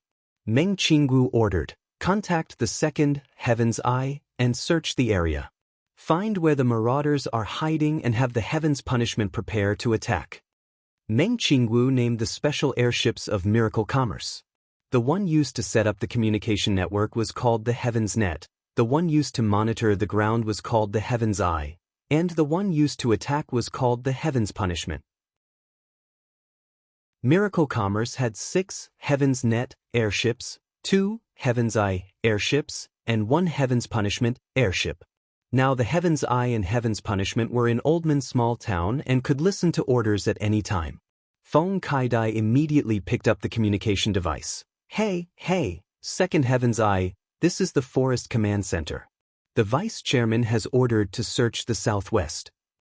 As soon as the order was given, more than 40,000 meters in the air, the Heaven's Eye 2 airship that had been on standby suddenly began to descend and move forward. The airship's cabin automatically opened, revealing countless video cameras that looked like eyes, scanning the entire forest on a large scale. At the same time, the image transfer mirrors in the small town's control room lit up.